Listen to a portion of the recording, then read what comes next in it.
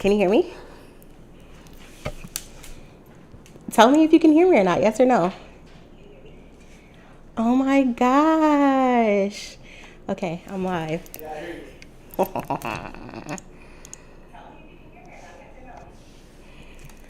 This is like so, it's like delayed. This is so weird.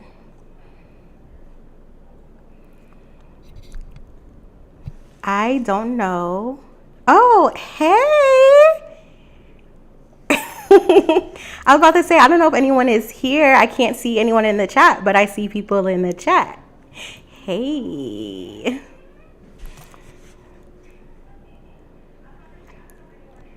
Hey, hello, princess. I'm so happy you're here. Okay. We're going to give people a few minutes to pop in. If you haven't gotten your snacks and stuff yet, make sure you go do that. I know I remembered your name. That's how I knew who you were. Thank you for coming over on YouTube. How are you feeling today? Hello, princess. I want to give a big shout out to Boss Man and my brother who helped me with all of the tech stuff and setting it up. It's literally so complicated to go live on YouTube in ways that it isn't on Twitch. Literally on Twitch, it's just like a press of a button. YouTube, so complicated.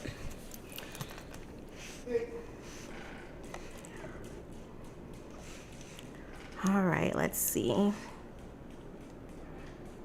I'm doing well. I literally just got in from shopping not too long ago.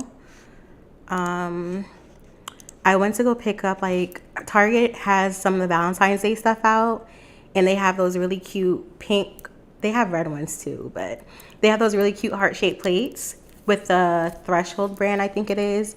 So I literally just picked some of those up. I feel like they're gonna go so quick.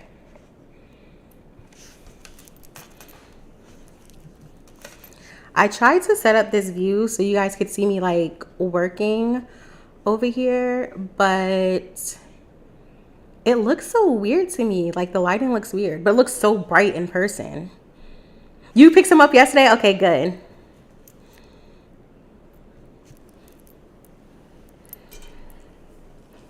Okay, I see someone else joined.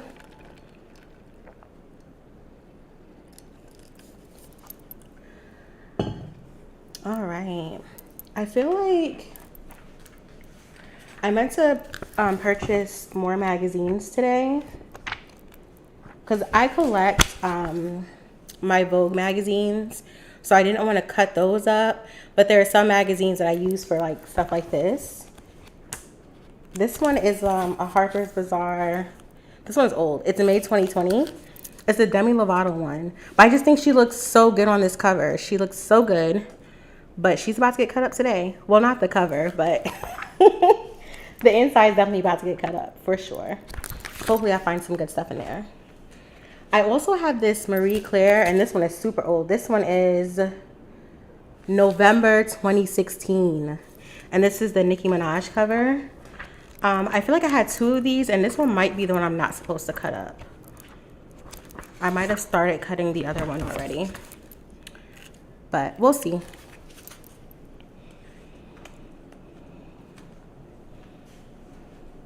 All right. I feel like I should have definitely picked up more.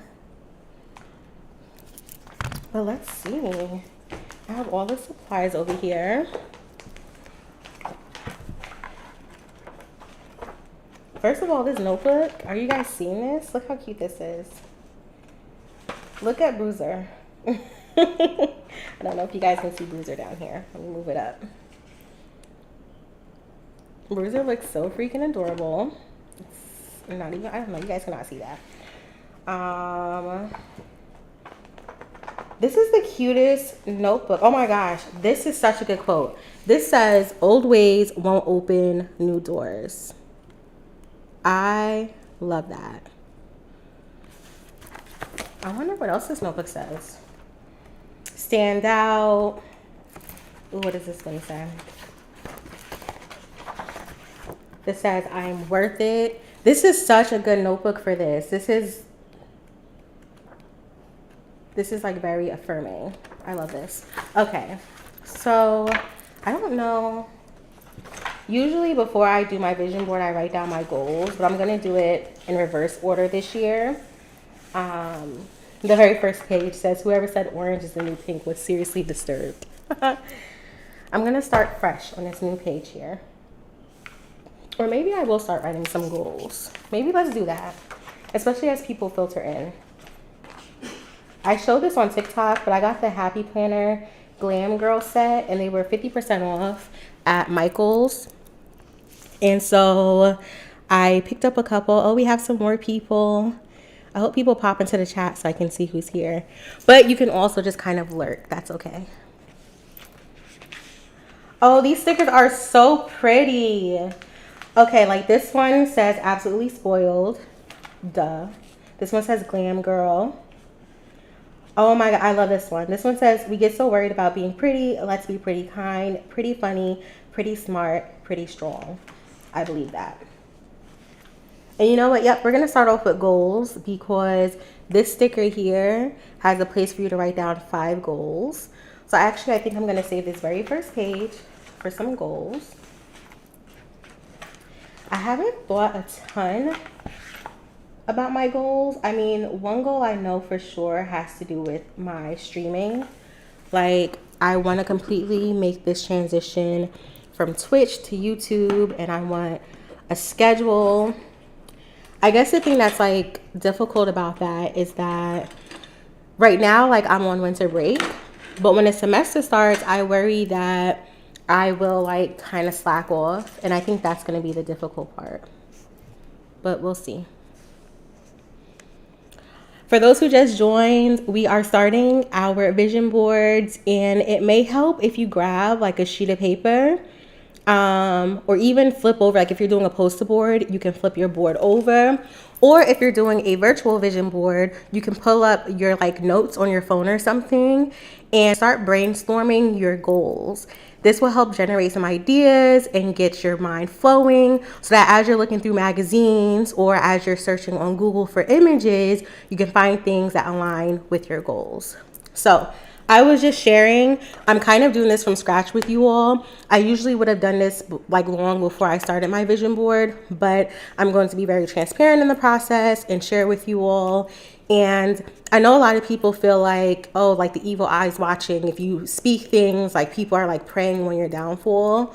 But I personally believe that I am able to hold myself accountable and have a community that will hold me accountable for reaching my goals.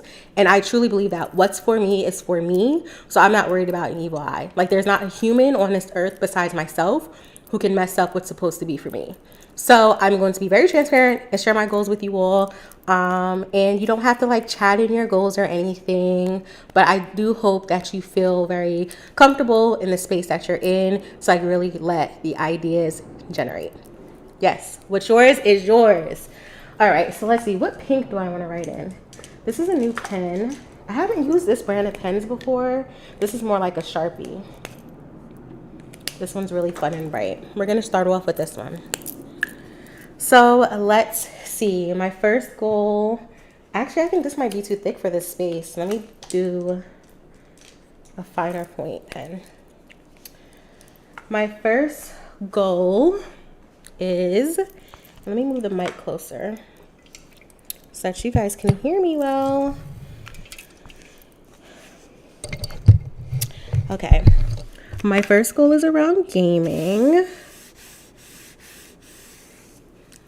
I'm gonna put game more, and next to it I'll like write out, because I believe you really have to like write the vision and make it plain. So let's lower this camera a little. Hey, nerdy black hottie, how are you? Okay, so we're gonna put game more. Yeah, okay, this is the perfect this is the perfect pen. It's fine enough where it's not doing too much. Okay, what's my next goal?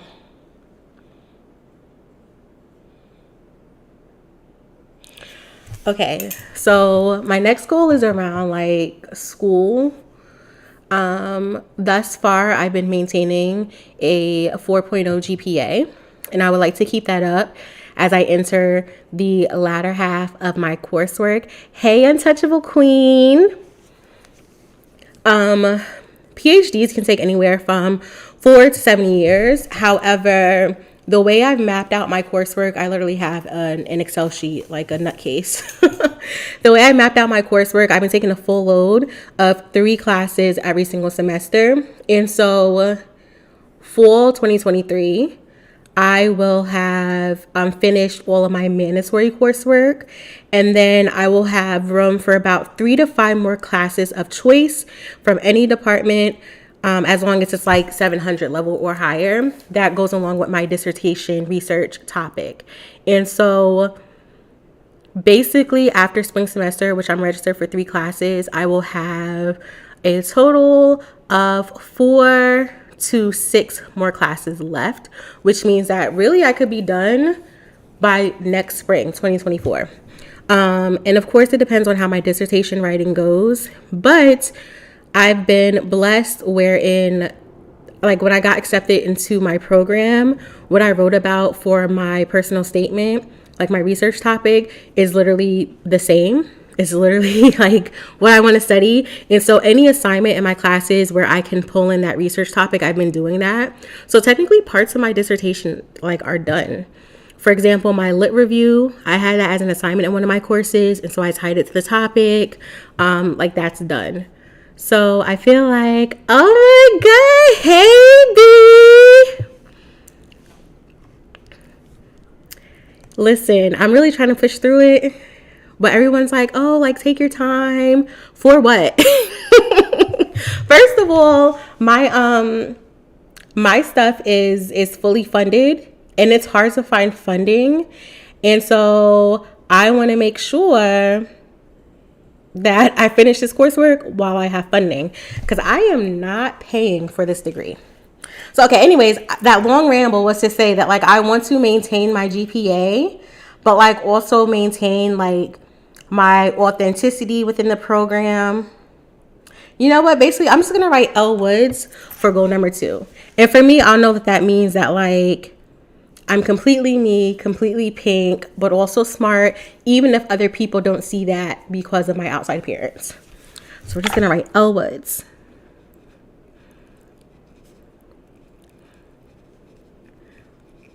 For those who just joined, we're currently writing down our goals so that when we begin looking for images, whether you're looking at physical magazines or on Google, you can tie your images for your vision board to your goals. Oh my gosh. Hey, boo. Okay. So one of my mutuals from TikTok, one of my other mutuals from TikTok is here. She's also a gamer girl, but she's like a purple gamer girl. And so if you're looking for that inspo, you need to follow her. Everyone should really drop like their TikTok handles, like plug yourselves in the chat. Okay, goal number 3 is what? What is goal number 3? Oh, I'm going to write inner circle. So my friendships with other women are very, very, very, very, very important to me. And I made so many new friends this year. Oh my gosh. And so next year, I want to make sure that I am present in those friendships and continuing to deepen the bonds. And so that's cute though. A Black gamer girl. That's very cute. I literally just love, like, no matter what the color is, I love when people are very committed to their color. Okay, so that goal, I'm going to put inner circle, and I'll need to elaborate on that when I write out my goals a little later, but okay. That's 3 goals so far. I have space for 5 on this little sticker. But I feel like, let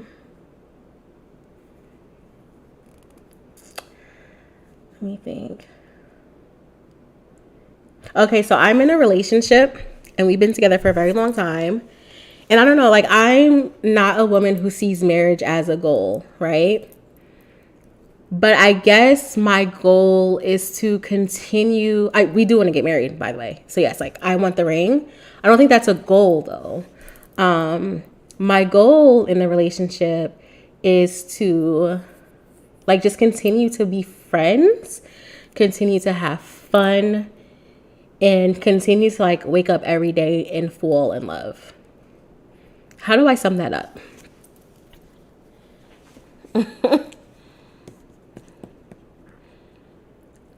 B, please. B, I feel like you be choosy. I feel like you have a lot of suitors lined up and you're very choosy. What is the joke? Or it's like, what's the thing that a man did that made you not talk to him anymore? And it's stuff like, he was getting out the car and I saw his crack. I feel like that's you, B.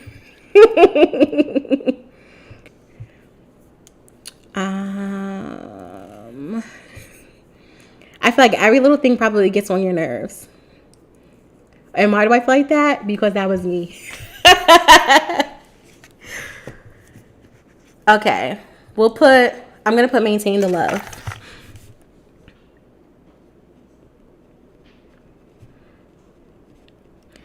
Maintain the love. Yeah, you Virgos are something else. It is so hard to sum it up. Or like, yeah, nourish the relationship. You think you're going to find something cute. Does that mean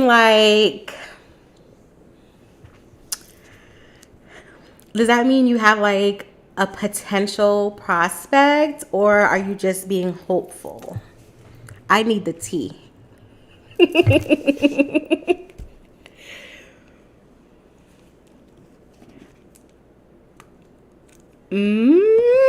We'll talk. We'll talk. I was just about to say that's literally her birthday. That's insane. We have B-Day twins in the chat. Oh my gosh. Okay, my last goal, I'm going to just write my handle at Pinky Sensei because I want to like really thrive in this creative space where I'm building community and have this safe space to be my authentic self, and share like knowledge and experience that I have, but also like just have fun. So yeah, I'm going to wrap that up as just Pinky Sensei. I'm gonna have to write that real narrow. I'm gonna have to separate it. Okay, I have my 5 goals. So I have a goal around gaming and streaming, like my nerdy stuff. I have a goal around school, a goal around friendships, a goal around love and my relationship, and then a goal around myself and this creative space. Oh my gosh. Hey, Gigi, with your cute self. I feel like I saw that you tweeted you were moving or something. How's it going? All right, I have my goals. I will come back to this page and like write in detail. I believe, and I don't know, some people may not be religious, whatever the case may be, everything is the same. You write the vision and make it plain. You speak things that be not as though they were. There's life and death and the power of the tongue, manifestation, like all of that is the same. I believe in being very detailed. So I'm going to go back and like really write out these goals, but now they're covered.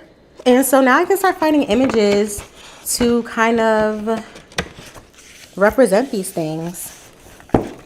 Literally, oh my gosh, I should have showed you guys my journal from last year. It was so cute. Let me go get it. As I go grab this journal, you guys go ahead and wrap up writing down your goals, okay? I'll be right back.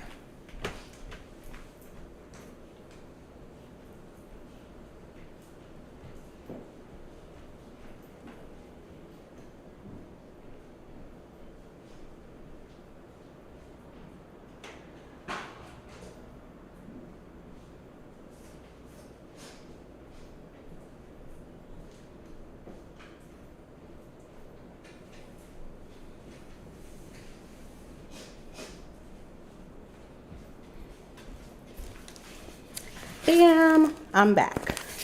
I need to take a shot.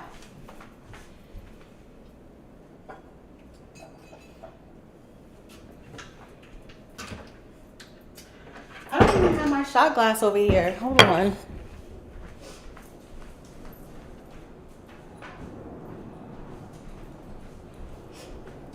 Okay, I have one now. This is plum flavored soju. It's so good. You have to be careful though because it creeps up on you.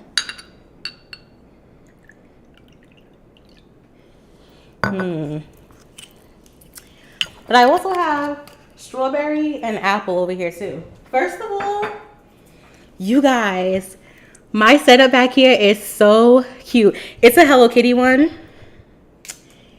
And she has like a little watermelon. Let me see if you guys can see that. I don't know where to move it over to. Whatever. I think you can see it. Where did you find it at?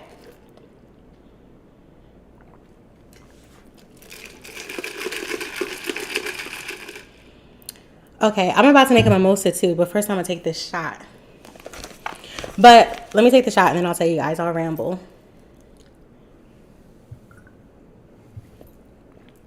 That goes down so smooth.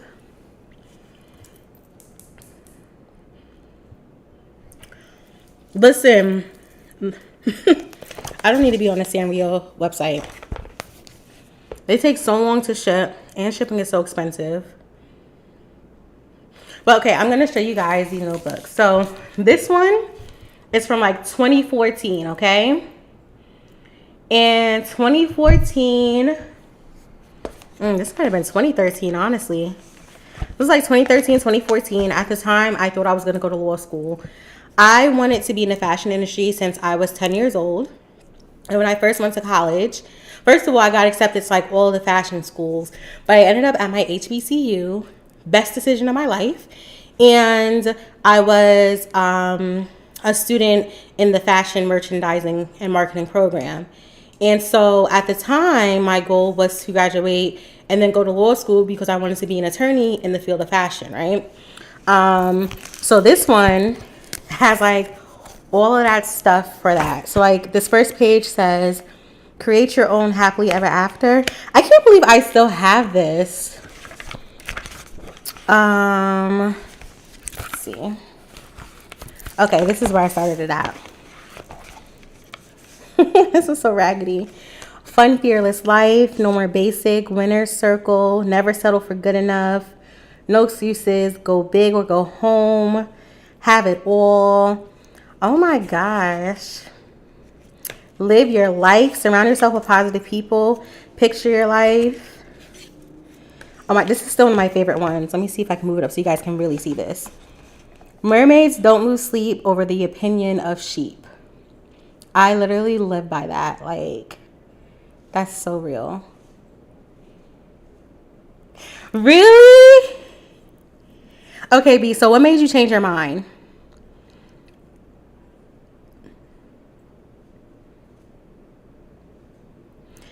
Baby, you're so funny. Back when I was a Carpe Diem girl. Yeah. Okay, so one of the schools I wanted to go to at the time, law schools, was the University of Miami. It's so funny because I was just tweeting about this a couple weeks ago. I was like, when I used to be studying for the LSAT, Victoria's Secret Pink at the time had like this college collaboration collection, and all the stuff was so cute. It was so bedazzled, and I would literally go buy a bunch of stuff for like the law schools I wanted to go to. So I was wearing all this random apparel for schools that like I was not affiliated with. I just wanted to go to. So I would study for the LSAT while wearing all these random pullovers and stuff for these schools. And so one of the top schools I wanted to go to at the time was University of Miami. And that's because I had family in South Florida, but they also had like a really good program for like pro bono law. And I wanted a way to always like give back to the community and that sort of thing. And so that was like one of the top schools. So I had here like Find the Sunshine, Miami Nights. That's what all this stuff is about. I love that. Oh my gosh. And then I have all this stuff about like marriage and relationship and stuff. And I mean, I guess it's something. We're still together, right? But you can see here, legal, A plus. I was always like very much so an academic. So anyways, this is a super old one. This is a throwback, okay? I want to show you guys, like, I've been doing this for so many years. But this is my one from last year. And it's in my Sailor Moon journal. She's so freaking cute. And you guys can't see that in the webcam. Let me see. And what I would do with this one is I would write down my goals, but every time there was like a full moon or a new moon, not to be all woo-woo on you, but I am a little woo-woo. I would go in and like journal. So what I really loved was having my vision board in a notebook where I would return to do my journaling. And so that's why I was like, you know what? I'm going to continue to do a journal. So this is my journal from last year. And I don't know if my friend Lisa is here yet, but let me tell you guys, I'm going to seem so crazy. Every time there's a girl that I become friends with, I know I'm going to be their friend. Like, it's like something inside of me tells me that, like, oh, that's my friend. In real life, how I made friends is I just walk up to them, like when I get that feeling, and I'm like, you're going to be my best friend. And introduce myself and that sort of thing, and then, like, we'll be best friends. And so I still have my best friend from elementary school. His name is Anthony from back home in New York. I still have my best friend, Maisha, from high school. I call her wifey. And that was one of those situations where we had a class together. And the way the classroom was set up is like the desks were across from each other. So there were like rows of desks on that side and then rows of desks on this side. So like we were facing each other. And I said, you're going to be my friend. Make sure you find me at lunch to come sit with me. And literally, we've been best friends for over a decade. So yeah, I know when I'm going to be friends with people. And I was saying that to say that last year on here, I literally have Lisa's name under best buds. Gosh, I want you guys to see this closer. Let me see. I don't know if I can. Let me see. Over further. I don't know. Anyways, over here, I have best buds Lisa because I knew Lisa and I were going to be friends. Like, I don't know how to explain it. I just knew. But it's the same thing with B. So B is someone I would consider like my friend in real life off of social media. I knew that was going to be my friend. So yeah, last year I had bigger, better, grande. I had inner circle because I knew I was going to make more friends. I'm someone who makes friends like every 2 to 5 years. I open up my roster because I feel like I have more to pour into people. And so I was like, okay, it's been, I think at that time I hadn't made a new friend since 2016. Yeah, it had been since 2016. So last year I was like, okay, I feel like I've done enough self-work. I feel like all of my friendships are in a good space. I know that I have room to pour into new friends. So that was something I manifested last year. And not to be like a material girl or anything, but of course Louis Vuitton, Gucci, because I always want to make sure I'm financially stable to buy the things that I like. So I'm a Leo, and I have heavy Leo placements. Leo Sun, Leo Rising, Leo Venus, Leo Mercury. I'm a Scorpio moon though, so I feel very heavily. And so I think that's why I'm very like selectively social. I think people would describe me as like outgoing, friendly, bubbly, despite me being an introvert. But I'm very selective with who I allow to get close to me, like very selective. Oh my gosh, first of all, I love fire sign girls. I love the fire sign girlies. So last year's vision board, this says vain, glorious. I'm very vain. This one went across a couple. And I have Beyonce here. I think for me, that just meant like that work ethic. Like, you're a Leo as well, Nerdy Black Hottie. Hey, girl. I have the wordsmith here, doll, pure genius. This stuff is cute. Oh my God, I put some cute stickers in. I have like the Sailor Moon fight like a girl one. And for me, that always means that like, no matter like how thorough and tough I am and I can hold myself down and stand up for things, I always want to make sure like I'm operating within being very feminine and girly. So this is cute. And I have these two here because that's like me and my boo, boss man and I. I have more blondes. I like that better with age. Listen, I have invention here because you guys, I think most of you know, I'm in STEM. So anyways, that's what I had for my vision board. I scanned across 3 pages in here, technically 6. So yeah, we about to get to it. So like I said, I have some magazines. I'm really hesitant to cut up this Nicki Minaj one. I bought 2, and I feel like this is the one I'm supposed to be saving. This is the 2016 one. I have a whole stack of magazines over there, but I'm not cutting up my Vogues. Absolutely not. But Demi Lovato, you're about to go, baby. How are you all doing your vision boards? Are you doing physical ones or are you doing digital ones? Yesterday I posted a video on how to do like one in Canva for your phone's back like wallpaper, and I meant to show you guys in that video how you can change the size in case you want it to be on your laptop, but we'll see.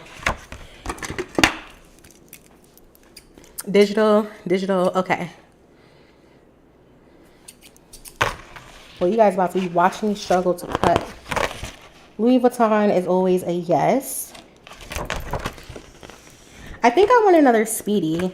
The Speedy was my first Louis Vuitton ever. My father purchased it for me when I was a teenager. And I no longer have that bag. I lost it while I was at college. And I know that sounds so crazy. Like, you lost Louis Vuitton? Are you crazy? And the answer is yes. Because you know what else I lost? I lost my MacBook as well that my father bought me when I was in college. I literally have no, like one day I had it and the next day I didn't. I don't know. And it wasn't stolen. Like I was on break when I lost it. I don't know how that happened. Okay. Got Louis Vuitton here. You still have yours from when you were 6? I wish. Yes, Speedies are never in stock, B, ever. Ever. I like this big one that says love, but that's way too large. But you know what? No, let's go for it because honestly, I like big love. I have a lot of love to give. Therefore, I have plenty of love to receive. I'm just gonna go for it. Okay, I took that shot. Is anyone else drinking anything? Even if it's water? Hey, Britt. Oh, I poured this very fast. What's wrong with me?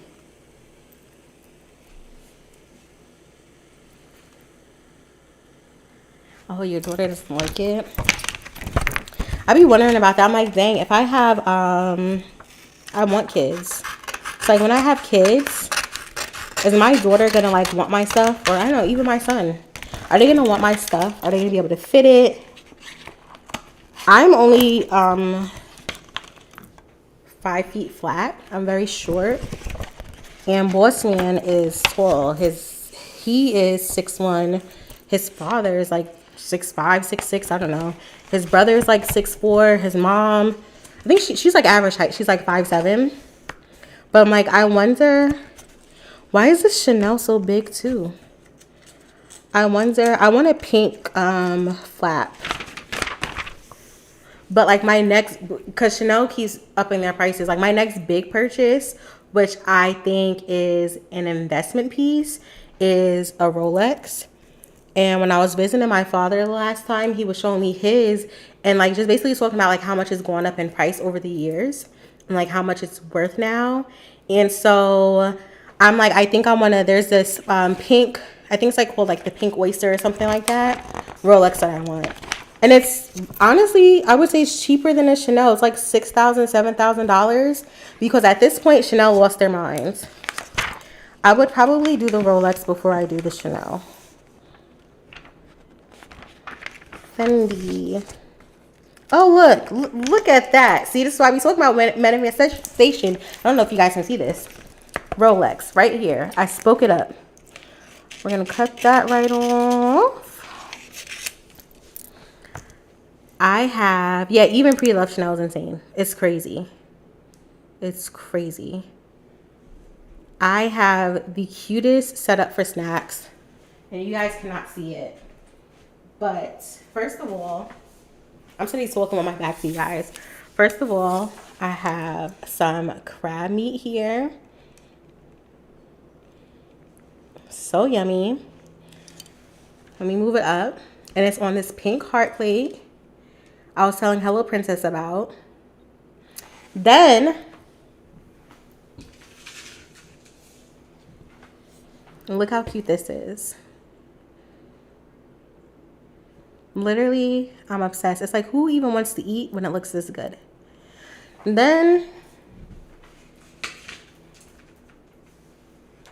I have some fruit.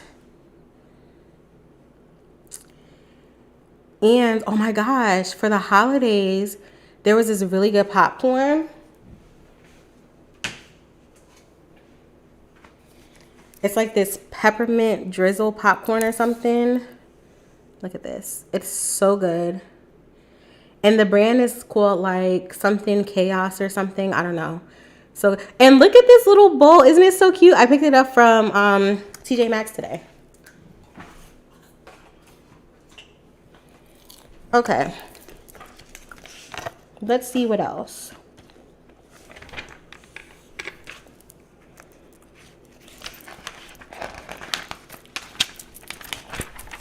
What pictures are some of you finding for those of you doing a virtual vision board?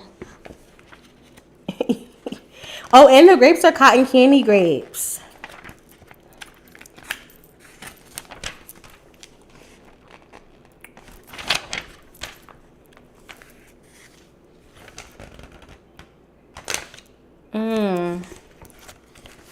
This Hermes page says innovation in the making. Something about that just stands out to me.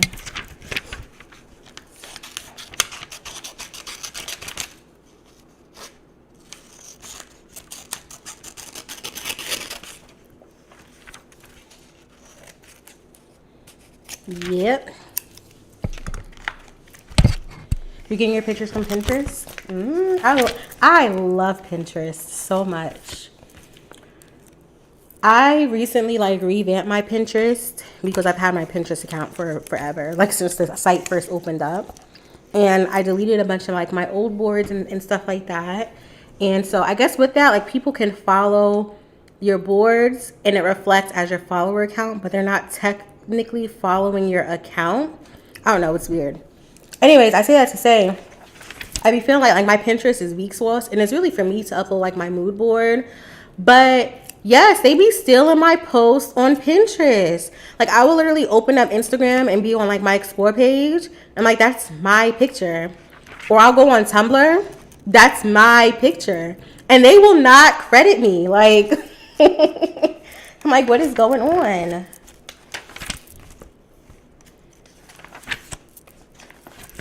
And sometimes the stuff I posted on Twitter, I'm like, where they even find that at? Obviously Twitter, right? Duh. But my Twitter is very low key. I've been interneting since the dawn of the internet. I'm talking when I was 10 years old and uploading the internet from a disk into the computer, okay? And I was on MSM forums and stuff writing B5 and B2K fan fiction. And Sailor Moon fan fiction when I was 10 years old. I've been on the internet for forever. And I don't know, I got to this weird stage in my late teens, when I was between the ages of 17, 19, when I was first going into college, where it was very weird. And that was around the time where Bossman and I got into a relationship. So I met him when I was 17. We started dating when I was 19. And I don't know. I was a little popping back then. On Tumblr and Twitter and stuff, I was popping. People just I don't know. The girls just got so weird. They would try to befriend me to get closer to him, and I don't know why. He's not all of that. But they would. I don't know. It was just weird. And then back then, I didn't know about the kink community. I was very innocent. And I would post innocent, oh, look at my new heels or something like that. And the foot fetish men found me.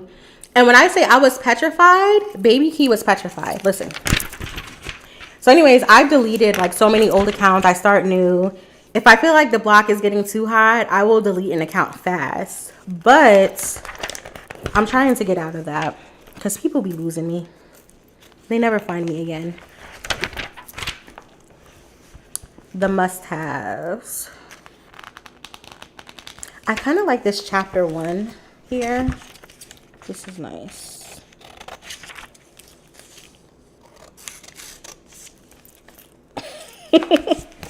Oh, I'm about to mess it up. Okay.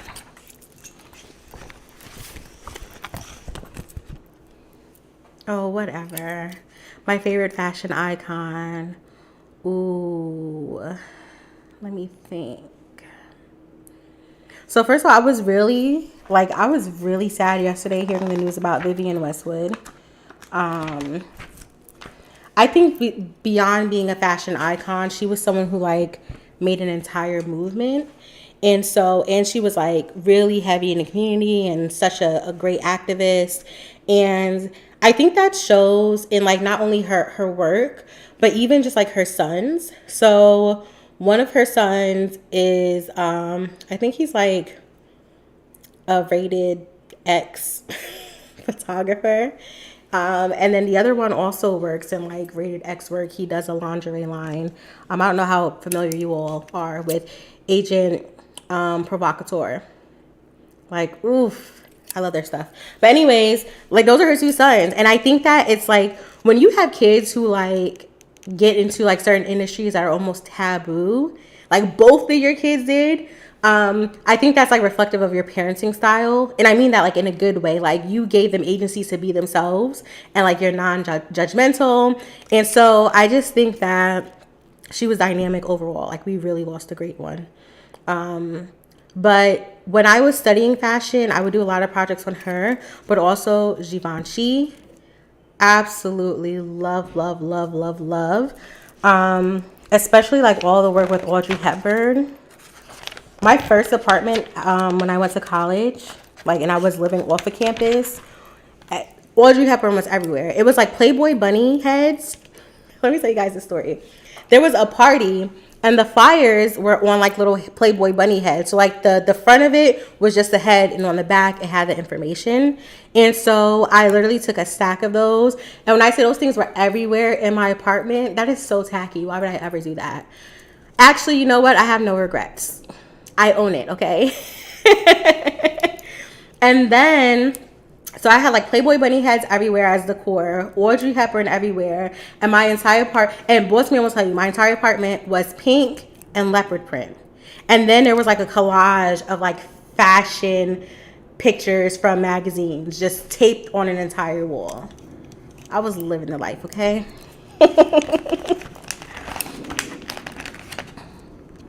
She's such a glamour girl. Oh my gosh. Okay, so makeup. So people always ask me for makeup tutorials, and I'm going to post one during the 12 days of Princmas.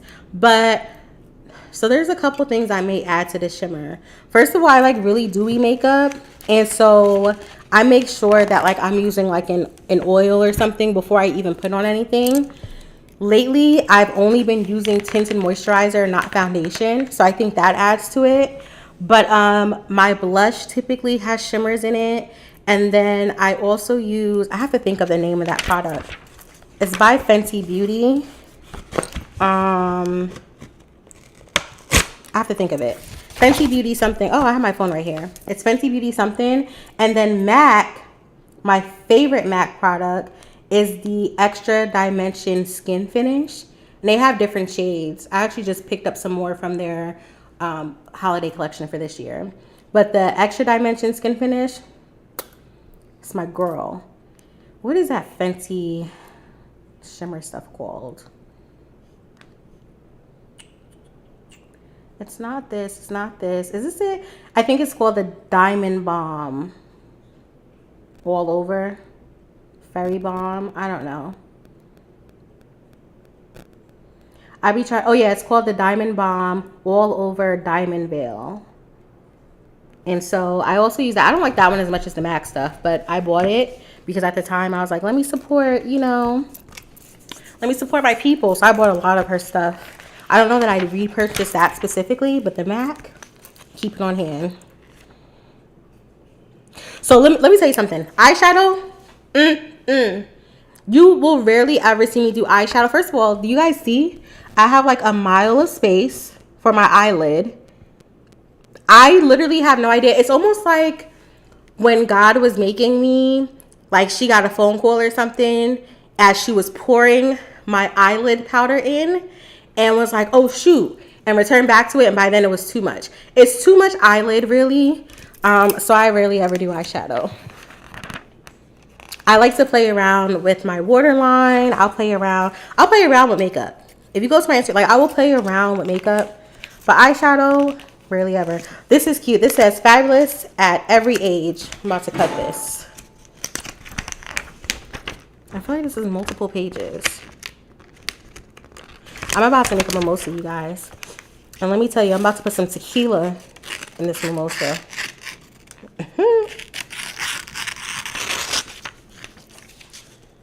I'm trying to get all my cutting done before I get to drinking too much.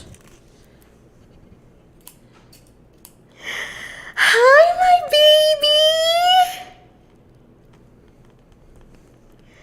First of all, all your makeup looks are like you're really her. You be putting tequila in your mimosa? First of all, listen. I love tequila and champagne, okay? I love tequila and champagne. And if you don't have champagne, like a little Prosecco is okay. A little Patron and Prosecco. That'll get you right. That's my boo.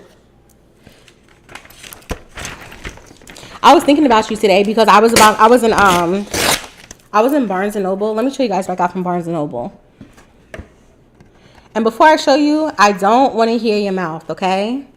I purchased another 5-Horse manga to cut up.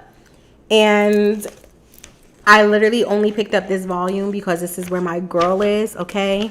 This is where she arrives. This is where, just look at her. She's so fine. Oh, you guys can't even see this. She's so fine. And so I'm like, I'm buying this and I'm about to cut her up and I'm about to put her on this vision board, okay? So yes, I bought this issue, this volume, just to cut up. Hopefully you don't break anyone's heart in here. You know, some people are funny about that.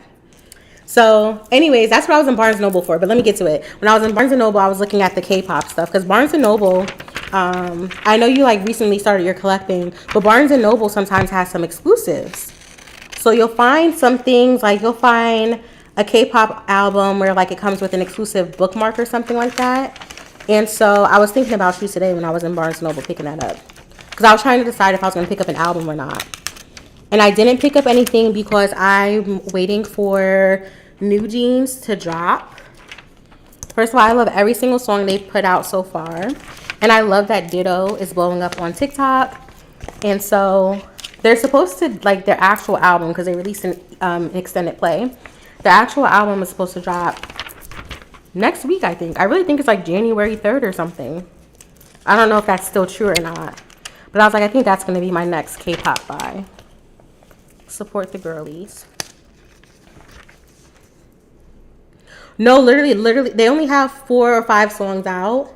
But every single one of them is so good. So good. So you know about Barnes & Noble and their K-pop albums. You are? I was wondering when you were going to do your next unboxing. But no, first of all, before you go live and unbox, what I really need you to do is I really need you to set up your camera and record for YouTube. Because you keep saying you want to start doing that stuff over on YouTube. So what's going on? What's the hold up? And I know you're a perfectionist, but like your setup looks good, your lighting looks good. There's literally no reason for you not to be doing it on YouTube.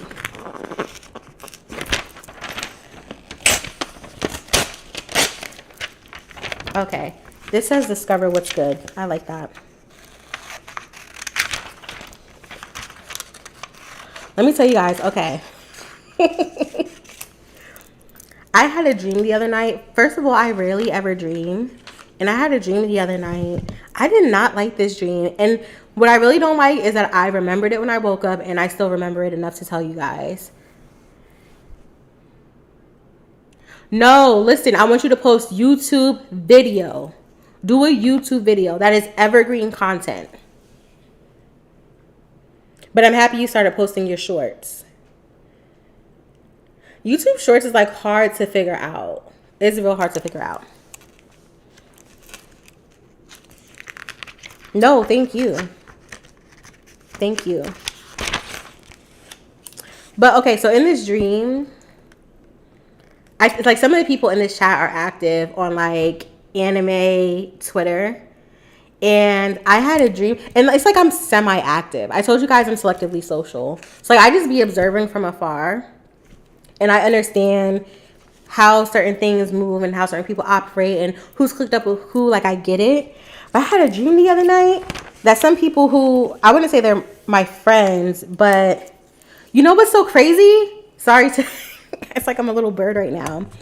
I have started cutting out this magazine because look, this page is already missing. But even with that, I'm still finding new stuff. I love that. So don't throw away your old magazines because you may find new stuff that inspires you during a different phase of your life.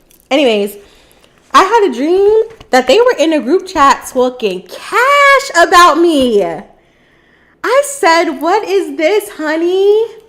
In the dream. In my head, in the dream. But then you know me, because I'm like, woo, woo. I'm like, ooh, I gotta watch out for these people. But I'm not a funny acting person. Like, I'm very direct. I think some would even say confrontational. And I know that confrontational has like a very negative connotation, right? I don't see it that way. Like, I just see it as someone who's direct. You address things head on. You keep it pushing. Like, I'm not someone where it has to be rah, rah. Like, I'm going to express how I feel, why I feel that way, how we can move forward. And then like, that's it, we're done. But I know some people are like funny about that. So anyways, in my head, in the dream, I'm like, dang, like I know they're talking about me, but like they're also in my face. But like now I can't, like in real life, I'm like, I can't start acting funny with them because of a dream, right? Because I'm not a funny acting person. Like, I'm going to tell you what it is. They will think I'm a deranged lunatic if I said, I know you were talking about me in my dream. I can't do that. But really what it told me was like for 2023, like you got to lock it down a little, like, and I wasn't like super mixy, but I was a little like friendly this year. I wasn't like, it's really because of my position with one of my jobs. Like I was forced into spaces with people and having to be friendly. I like this. Art spot on.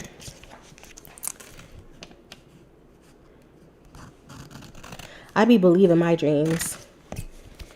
I'm like, you don't have to tell me twice. The universe, God, whatever you refer to it, her, him as, does not have to tell me twice. I be hearing it loud and clear, every single sign.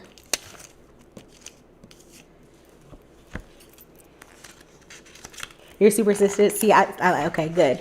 I'm in a room with good people then. Wait, your man cheats in a dream? No, because I'm gonna wake up and I'm gonna talk about it. Why did you do that to me in the dream? And it's gonna be issues. Oh, this one has horoscopes. This is from 2020. Let's see what it was saying about Leo back then. Oh yeah, no, I don't want to hear this. Oh, wait, I like this. The last sentence says, inventive ideas boost your status. Okay, girl. I like that.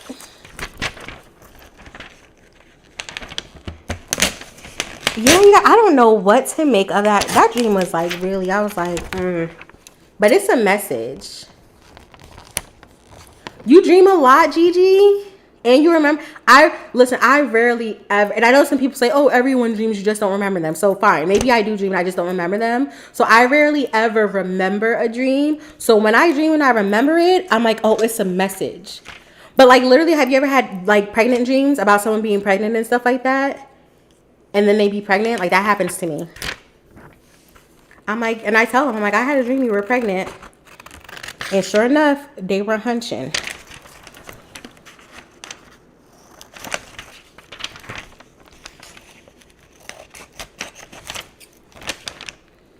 Okay, that's cute.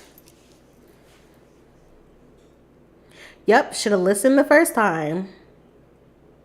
You remember your old ones too? Gigi, when you were younger, did you ever have like reoccurring dreams? There's like one dream I remember from when I was a kid. I had this dream from like the ages of 3 to 5, and it was inside of this house, and there was nothing in the living room besides a TV. And at the time, we didn't have like flat screen TVs on the wall. It was back then, okay? So there's nothing but a TV, and then there was a couch in the middle of the floor. And I was running around the couch, and there was a witch chasing me. And when I say I had that dream from the ages of 3 to 5, like consecutively, so I remember that dream.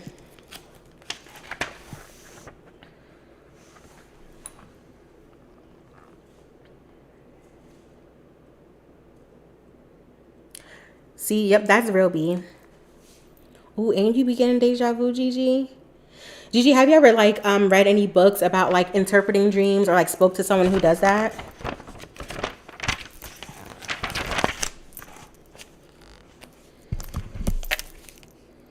You should.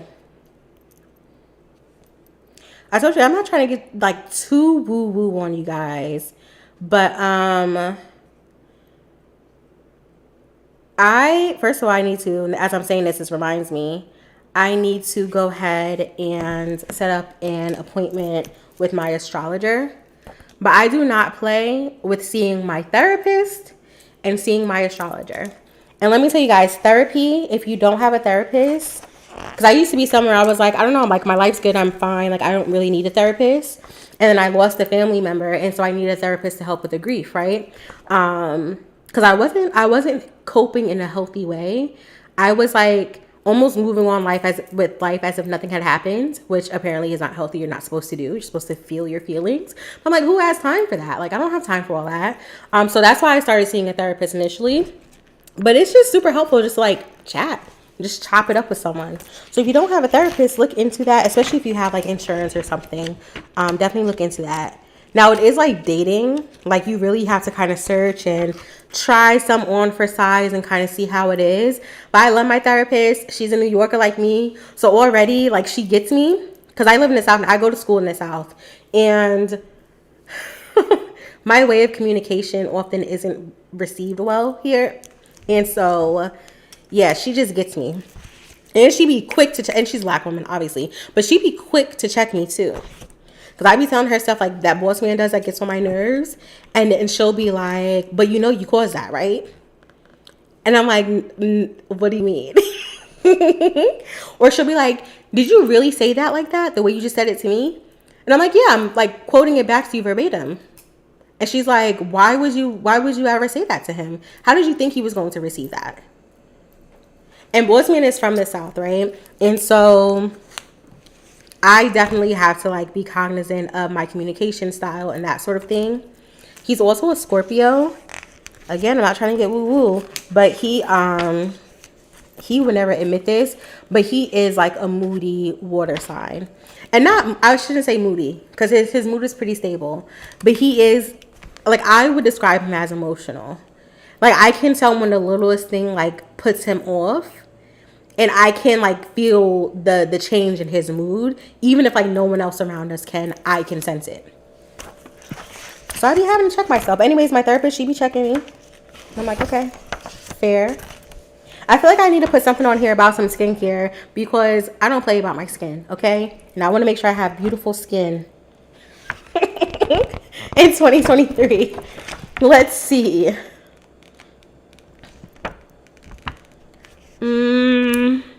Okay, this says visibly replump skin. I'm about to cut off the re and put plump skin. I do not play about my skin.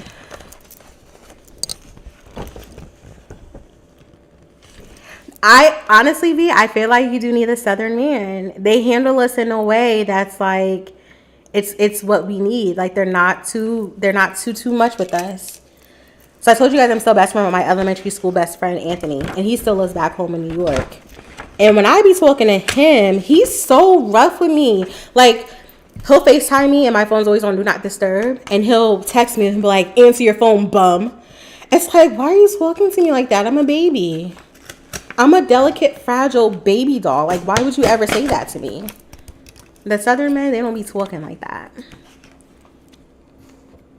You've been trying the crumb shop stuff? Eee! Literally, listen, they do need to give me a code. One thing about it, because I be putting on for them, but I really love their products. Every morning when I wake up, I put on a little Hello Kitty headband. I also have some unicorn ones and I have one Minnie Mouse one, but most of them are my Hello Kitty ones. And I open up a creme shop mask and I put my little mask on every single day. And I put the mask on while I make my tea. And I drink my tea and I meditate and like read a poem or something every single day. I was telling people, like, I feel like I'm not like, I don't subscribe to like toxic positivity. Like, I feel like if you feel away, vent about it. Like, that's real, that's human, that's raw. But I'm mostly always like in a pretty pleasant mood. And I really feel like it's because I have a pamper routine every single morning. And I pass the bowel movement every single morning. And that just makes you feel like a brand new person. You got to get all that out of you before you start your day. And I don't know, it works.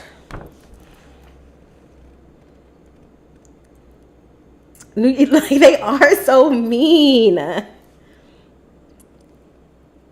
But you have a small spot for the aggressive women. That's fair.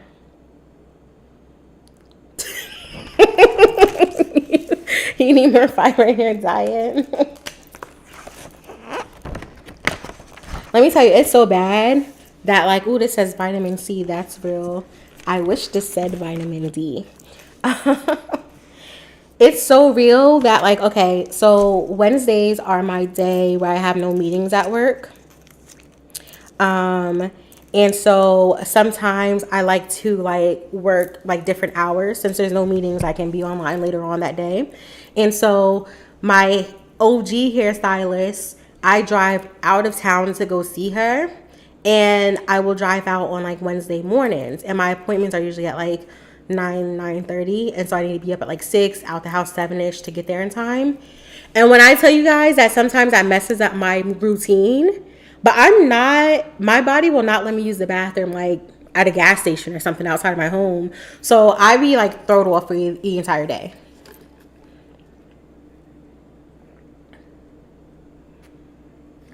Do you eat a lot of, like, what do you eat bread with? You know, it's so funny. I rarely eat bread. Like, actually tonight, Bozeman will probably cook us these burgers. I just purchased the meat from the butcher.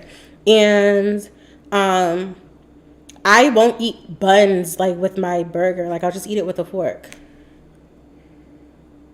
Like, I rarely ever, like, I don't even, when I grocery shop, I don't buy bread. I don't know. Okay, sandwiches. Pizza's fair. Very fair. Oh, my gosh, that's fair. All right, let's do this mimosa. Are you guys, like, just chatting, or are you actually working on your vision boards? Let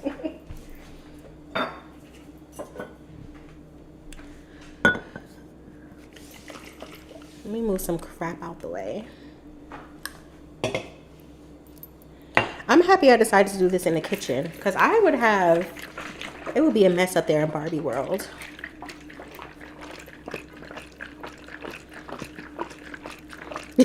Just chatting.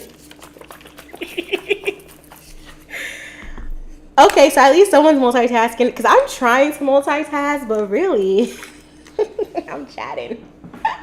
But I'll tell you what, I'll have everything prepped. This will be done by the time the clock strikes 12 at midnight. Oh my gosh, are you guys doing anything tomorrow?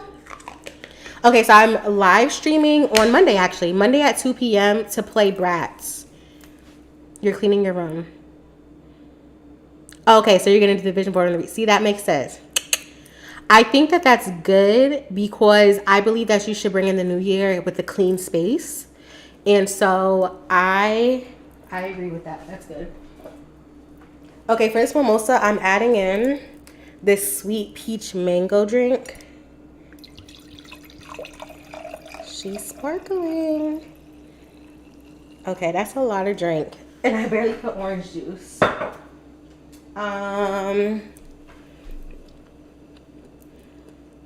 Okay. Dang. This isn't even open. I don't know how to open this.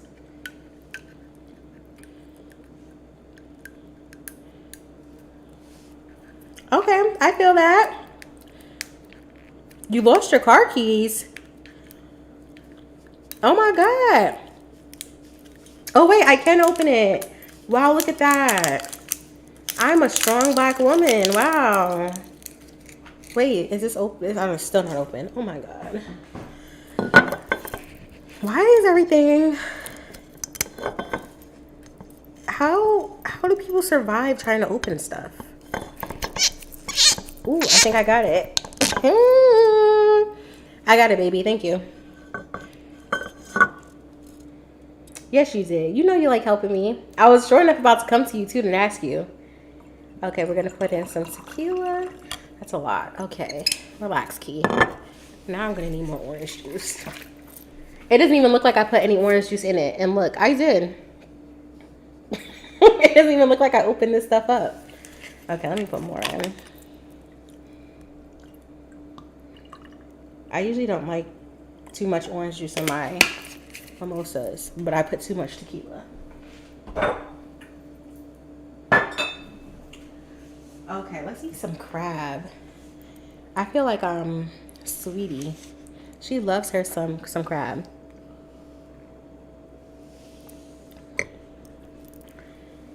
I think that Canva is super intuitive and user friendly. So like I would recommend people use. That's why I did the tutorial in Canva. That was yesterday's video. But I really think you can use anything you're comfortable with.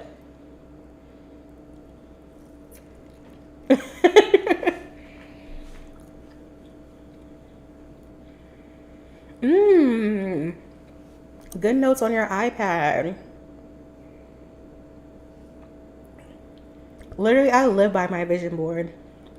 When I was a little girl, before I started my journals at the age of 11, I used to actually like buy a huge poster board and hang it in my room for my vision board. That's helpful too. I feel like I did not know that. You're from Myrtle Beach? I don't know why I thought you were like from the DMV or something.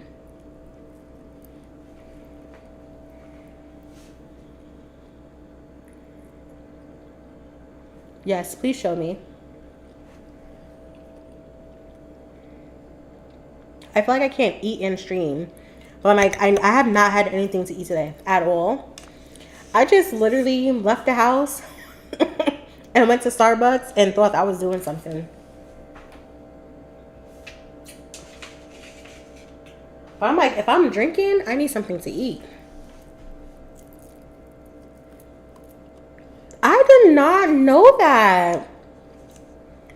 Do you go back home often? So Bossman's mommy, my mother-in-law, is from South Carolina. That's what it is. Okay, I knew I wasn't crazy. It's from South Carolina. And his parents bought a beach house at Myrtle Beach. So we were just there this summer.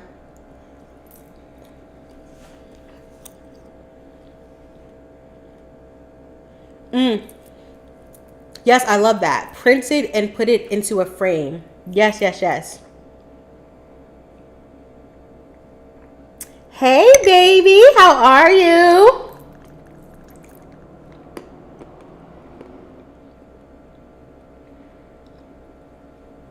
You are a mama's girl.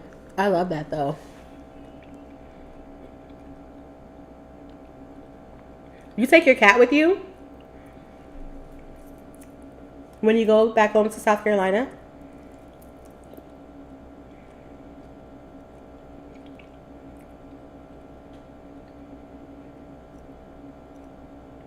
Oh my gosh. Okay, so I feel like at some point I was about to talk about plans for tomorrow. Do you guys have plans for tomorrow? I'm doing well.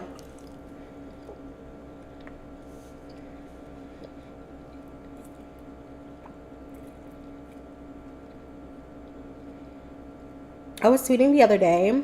See, actually, that's why I really can't eat, because it's like, it's so uncouth and unladylike to talk with your mouth full. But then it's like I'm just sitting here chewing. That's wild. Why would I do that on cam?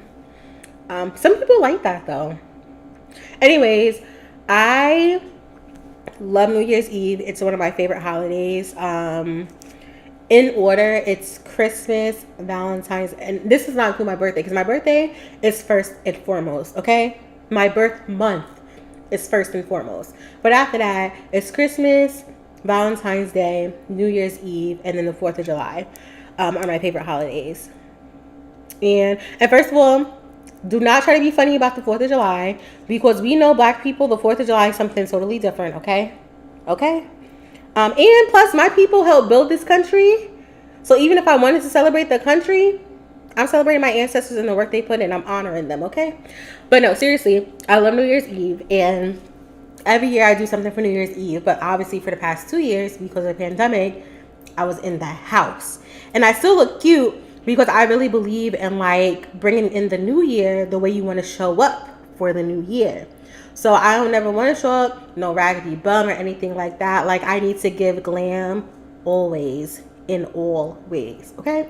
So I'm so excited because my dress this year, stinking adorbs. It's pink. It has a lot of shimmer. It's sheer. It has the feather fur sleeves and lining. Like, if you know me, when you think of me, it's everything you would think of, okay? So I'm very excited. So we have tickets for a little party at one of our favorite restaurants downtown. And first of all, the restaurant is very aesthetically pleasing. And I know, like, it's sometimes you're like, oh, like, it's just vibes, but the food's nasty. No, this restaurant is so good. It's a little high end, but it's so good. It's so gorgeous. So they're going to have a DJ and, you know, drinks and all that. So that's what we're doing tomorrow. But what about you guys?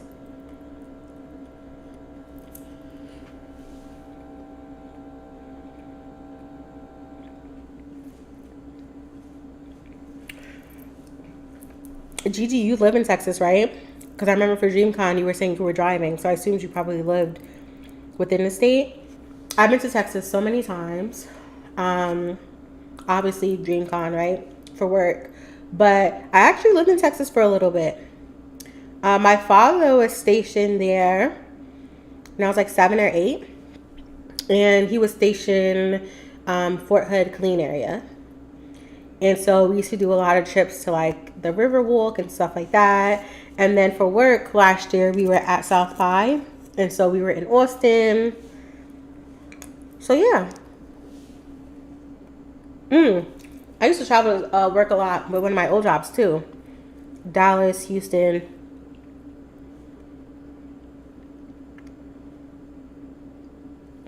Noodle videos help you sleep sometimes. There's noodle, like, okay, tell me more. I'm not judging you. Tell me more. Like, like macaroni or like ramen. What kind of noodles?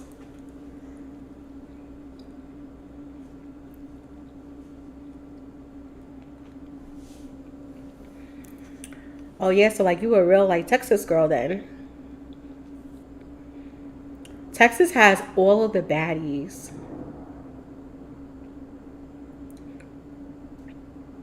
Home eating good. Does your like family do like the like traditional New Year's Eve stuff? Like the black eyed peas and collard greens for money and stuff like that?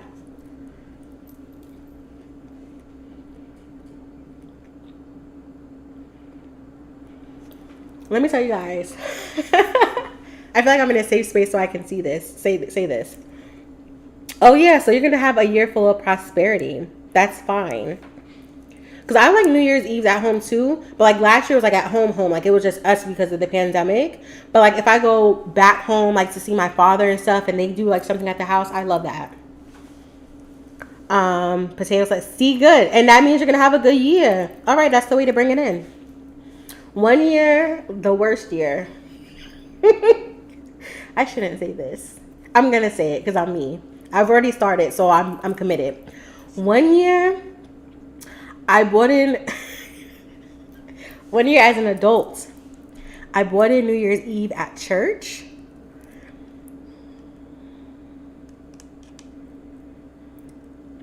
First of all, that was not even a good year. It wasn't even a good year. So for what?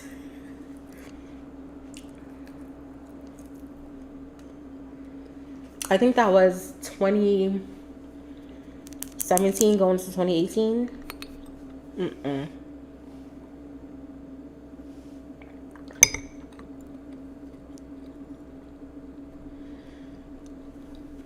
Okay, I think ramen is fine. I don't know why, but like in my head, watching noodle ASMR for ramen is a very different category and genre of person than someone who's listening to like macaroni and cheese or something. I don't know. It's just very different. I do agree about it feeling and seeming so dangerous. That's why when I was like, okay, well, what are we gonna do? I was like, we're gonna go to my restaurant where we have reservations. The tickets, not to sound away, okay, but the tickets cost a little something, so not just anybody's about to be in there. So yeah, I don't watch people eat. But yeah, so many people love that. Like that's a hot thing. That's a hot thing.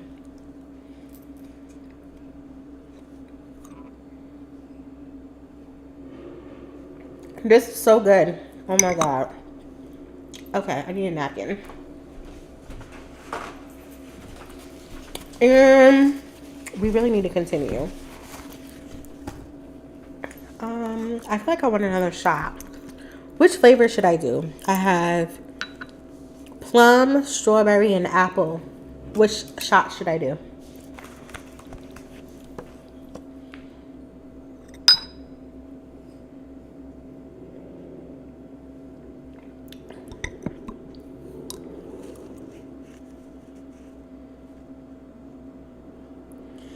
B, please. First of all, an ASMR role play. What is that even? What does that consist of? Okay, I see a strawberry. Oh my gosh! Hey, boo! I don't even know. Oh, I put them all out. I just don't even an ASMR role play. I'm just trying to imagine what that would even be. Like, okay, I get ASMR, period. I get role play, period. I cannot imagine what an ASMR role play would be like. A mix of strawberry and apple. You know what? That sounds good. Let's go for it. Let me go get my other shot. Glasses.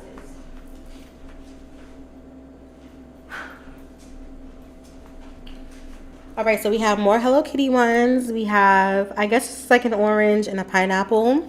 So let's see. You guys, we're supposed to be doing our vision boards, but you know what? We talked about our goals, and that's what's important. We're going to check in with each other on our goals, okay? Let's do a little apple here. I'm about to get on Boss Man's nerve tonight. Okay. And we have some strawberry here.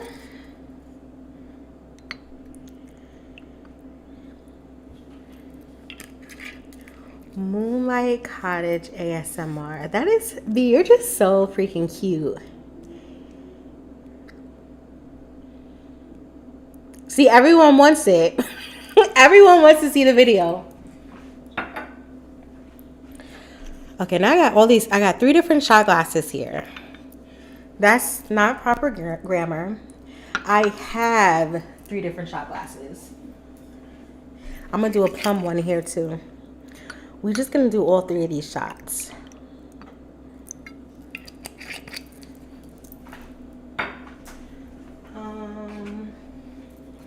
Oh, so I thought it would be so cute as I was doing my vision board.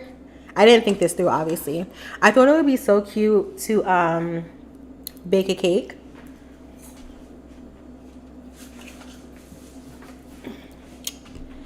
And as I say it out loud, I don't know what I was thinking. I don't do the cooking in my household. So when I say I'm baking a cake, I mean that Boss Man's going to bake me a cake. But I was like, maybe I'll actually do it. I won't. But this is like my favorite little one to bake at home. It's a little strawberry cake, funfetti. I love strawberry cake. And then I usually just get the white funfetti frosting. But I saw today, because I picked it up at Target and not my grocery store, they have the hot pink vanilla frosting. So it's still vanilla, but it's pink. And usually the white vanilla frosting comes with like funfetti rainbow sprinkles. But this comes with like the little pink glitter one. Are you freaking kidding me? This is so cute. I was like, oh my gosh, it would be so cute to bake this on cam. And I don't know why I was being so delusional in that store. I'm not doing that. But Boachman will probably do it for me tonight when he cooks dinner. Listen, when I was younger, like, I love New Year's Eve at church. And our church ended up, like, especially that specific service, we would have to go to the Coliseum to have the service. And I loved it. It was the church I went to. I don't want to say too much. It was the church I went to. The vibe was not it, okay? It was not it.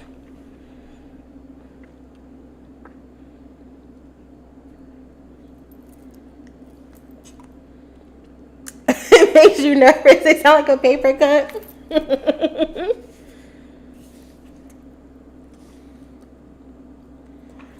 Oh my gosh. Core memory unlocked. Did you guys have easy bake ovens? I did. Okay. I have 3 shots here. I need to remember which one is which. I think the pineapple one is the mixed one.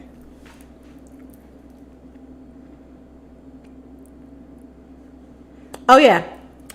I never used it. I just set it up in my play kitchen when my younger sister and I used to play house. Let me tell you guys. Okay, so I've been like this all my life, like very much so a girly girl. And my sister and I, she's 5 years younger than me. Her name is Adiva. My sister and I used to play. Really, it wasn't even house. See, this is the problem. We used to play like, I don't know, pretend, grown up. We weren't playing house. Like, we weren't housewives or anything. We used to pretend like our bedrooms were apartments. And we lived in like this skyrise apartment. And then we would get all cute and like little nightgowns and stuff. And when it was time for dinner, we were going out to eat at a restaurant. So the Easy Bake Oven was not for me to be cooking in. It was just inside of my apartment.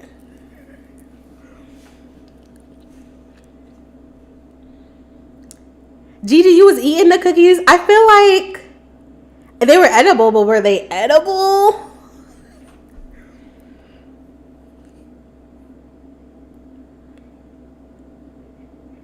I used to have everything. First of all, I feel like this is something else I've shared on Twitter before. I've never been told no. Like, my father has never told me no. Bossman has never told me no. So anything on my Christmas list, I would get.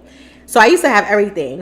And when I say everything, I mean like I would ask for an iPod, throwback, and I would ask for a Zune. Do you guys remember the Zune? Did I need both of those things? No, but I had both of them. And I also had this cute little pink MP3 player.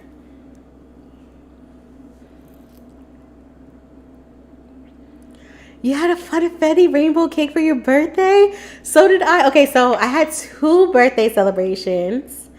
My first one was at DreamCon. We did karaoke with the Barbie. First of all, that was such a phenomenal time. The turnout was really good. Everyone had so much fun. And my cake was so stunning. It's unreal. It was like a 3-tier pink cake. It was Hello Kitty and designer. So I think she had like Chanel, Prada. But beyond that, the cake itself, I need to sneeze. Excuse me. The cake itself was so good. It was so good. Like, it was the best cake I ever had. And one of those nights, I was just in the hotel room, like just scooping cake out of the box because I was so drunk. Thank you. Then, for my actual birthday, because we did that celebration a little bit before my birthday. But on the day of my birthday, I had a little heart-shaped cake. She was very cute, but she was a little funfetti cake.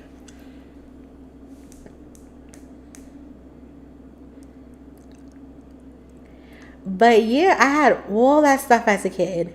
And I also would get like a lot of like, I guess, I don't know, people may consider it grown, but I would do the same for my daughter. Like a lot of perfumes and stuff. Like my signature scent when I was in middle school was True Star by Beyonce. Like that's a throwback scent. I think it was a Tommy Hilfiger scent. That was my signature middle school scent, okay? And then in high school, my scent was like Vera Wang Princess. I loved Vera Wang Princess. And then it like tailed into Aquilina Pink Sugar. Oh my gosh, I loved Aquilina Pink Sugar. And then when I was like a freshman in college, I would do like Prada Candy. But literally this morning because I opened up one of my new perfumes that I got for Christmas, Killian Love Don't Be Shy. That's my signature scent now as an adult. And I was opening it to use it today for the first time since Christmas. And when I was putting it on, I was thinking like, I used to love Prada Candy. But in retrospect, that really was not very sweet. Like I, as an adult, probably would not repurchase Prada Candy. Maybe I, as an adult, maybe I would if I could layer it properly. But like, it's just not that sweet to me. And I'm like, dang, opportunity missed.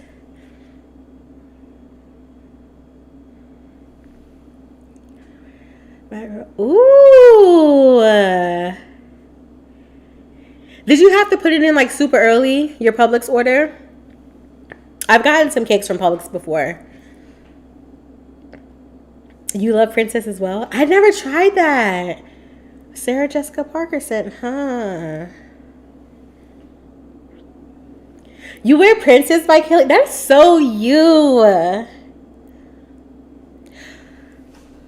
Bye, Gigi. Thank you for popping in. See, I need to try Princess. I feel like only 2 days. Okay, that's not bad. You're right. I feel like having such a pricey perfume as your signature everyday scent is kind of like deranged.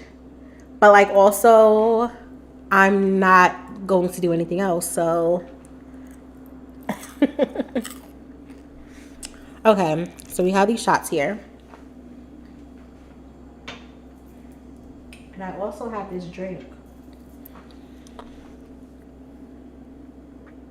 Ooh, okay.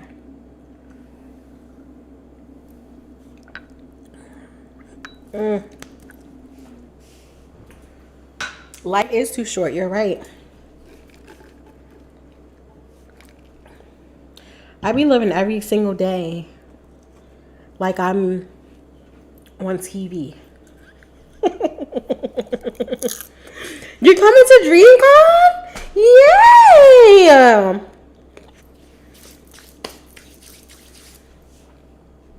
I hope I get to see you.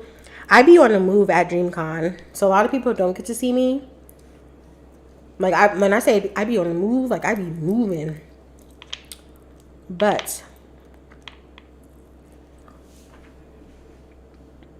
delusion is the way to go. It's like you really can't go wrong with delusional being and thinking, so long as you're not like hurting people around you.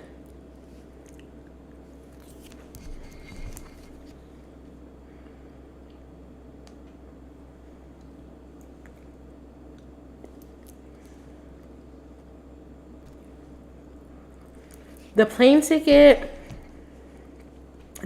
shouldn't be too bad. I just probably wouldn't wait like too close to the date. My friend Eden does like a little mini con for her birthday called Eden Con. It's in Vegas. It happens in June. And the tickets were insane. Literally, Bossman and I went, and it was $1,600 for our tickets. They were like $800 each. I was like, wow, that's crazy. I hate spending my money on stuff like that. Like, it almost feels like money's going down the drain. Like, I like my money, like, where I can, like, actually see it, you know?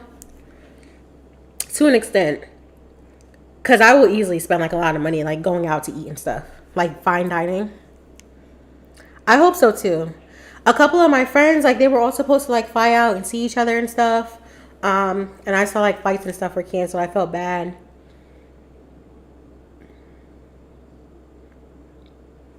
Are you interested in anime? I think there are some like entry level ones where it's like it's anime because of the style of it, but you would be invested in the story. You're going to dream. So first of all, if you're not active in the Discord, get active in the Discord and make sure you're active in the app as well, because people will make friends like right before DreamCon, link up and be lifelong friends.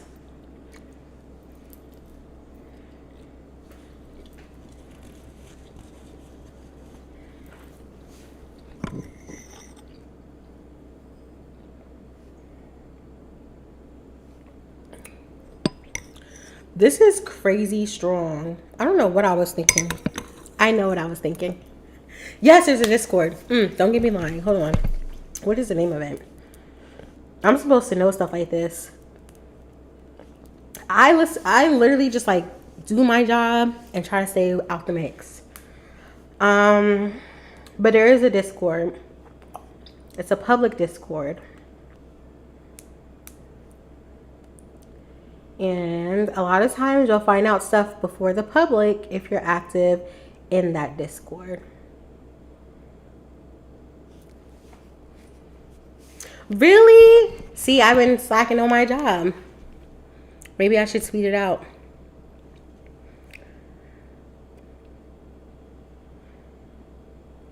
There's definitely a Discord.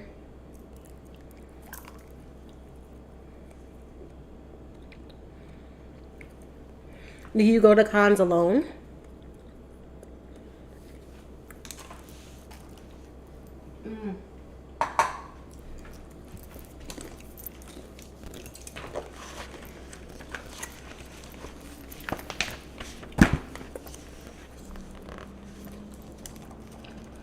I do a lot of stuff by myself. Have I been to a con alone? I haven't been to a con alone just because I'm really active in that community, so there's always someone I know. And then there's Boss Man. I'm fortunate enough to be in a relationship with someone who literally shares the same interests as I do. And I guess even if I didn't, he's the type of person who would still join me for those types of things. But I do like a ton of things by myself. I used to travel a lot. I travel some for my current job. Like I'm actually about to go to Puerto Rico in 2 weeks. I'm not looking forward to it. But my manager was so cute. She knows I've been saying I want to do off-roading with my Jeep, but there's no place to off-road around me, so we have to go to a different state, and no one wants to do the off-roading with me. I told her this in passing during one of our check-ins, and so she literally booked like an off-roading excursion for us in Puerto Rico, which was so sweet of her. So it's like I'm semi looking forward to the trip, but I hate traveling. This has excellence. This is really big. Is this gonna fit on my page? I don't know. Anyways, I do a lot of stuff by myself. So at my old job, I used to travel a lot. And when I say I would go to concerts by myself, I've gone to Disney by myself. Like I'm very quick to do something solo.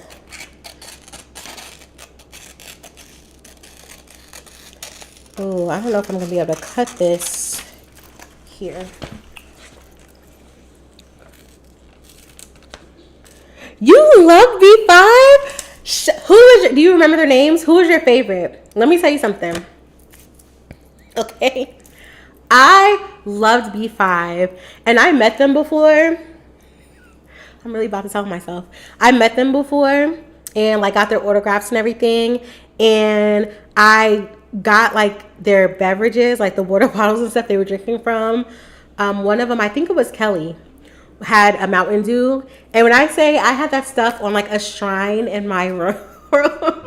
Why am I saying this right now? Oh my God. I had that stuff until I moved out for college.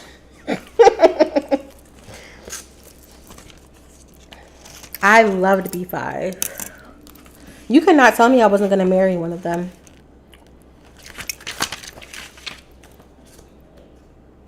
Oh, this says dream. I'm going to cut that.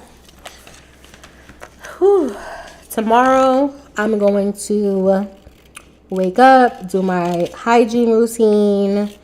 I'm going to tape all this stuff down if I don't get to it tonight. And then I'm going to pamper and primp for tomorrow's party. The good thing is it doesn't start till 10. So that gives me time to like put on Nicki Minaj and perform music videos and stuff before going out. Okay, so Hello Princess remembers B2K. Who was your favorite in B2K? My favorite was J-Bogue. His fine self. It's really unfortunate what they went through. I just think in general, getting into stardom at such a young age is such, I don't know, such a gamble. Ooh, this says chic. Easy. I like this. I'm gonna cut out this chic easy because for me that's like effortless, and I try my hardest to be effortless. And the funny thing about being effortless is that it takes a lot of effort on the front end, but once you get into like routine and like owning who you are, everything becomes very effortless. So we'll do that. I'm feeling pretty good about my vision board. It's not assembled yet, but I feel like I have some good things going on here. Lil Fizz was your fave. Okay. And okay. Omari here. Okay. Oh my, Cornell was my favorite from B5. I loved him. And his voice was so unique because he had like that high soprano. And he was so quiet. And just so sweet. I loved him. Okay, you have taste. I was literally about to say, I think really kind of all the members are wildin'. You're 29. When do we have B5? Okay, so I'm 30. We had B5 when I was like in junior high, middle school, like 12 years old or so. But okay, so this is the thing. This is the thing with B5. They were under Bad Boy Records. I feel like that explains everything, okay? They only had 2 albums. Their comeback, that single was Hydraulic featuring Bow Wow. But their debut album, that single was the remake of All I Do. So that was like 2005, I think. B2K was a little too grown. Because Diddy, that's why.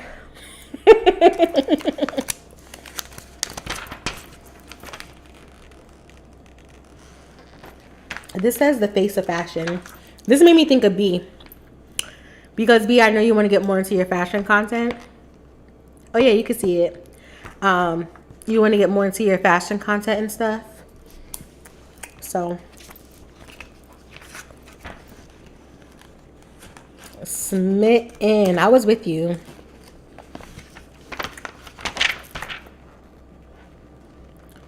These are cute.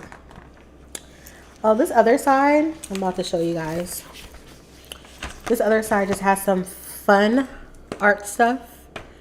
I think I'm going to cut this out because for me it just represents just being creative and thinking outside of the box. I like that. Okay, baby. Oh my gosh. Okay, mindless behavior and OMG girls. So are you in like your early to mid 20s? So my little sister Diva is 25. She loved her some mindless behavior. And I think I was like too old for them at that point. There was a song or two that definitely made it to my playlist though. But I didn't know like the group members and stuff like that. I think what's so funny is I'm saying too old, right? But now at my grown age of 30, I will be up to 5 a.m. Googling like K-pop members and trying to learn their names and stuff. Because you don't want to be that person like, oh, all Asian people look alike. You know, stuff like that. Like, they're all very different. I'd be trying to learn their names, learning how to pronounce everything. But, you know, there's like that awkward age of like growing up before adulthood where it's like some things do seem too childish. So you like try to kind of shy away. I say try to because I never really could separate myself from it. But anyways, yeah, at that time, I think I was in that phase of life. So I didn't really know the mindless behavior. I think there was someone named Ray. Yep, so you were about their age. Okay, that makes sense. There's someone named Ray, right? Was that like the light-skinned one with the hair? Or was that like the lead singer?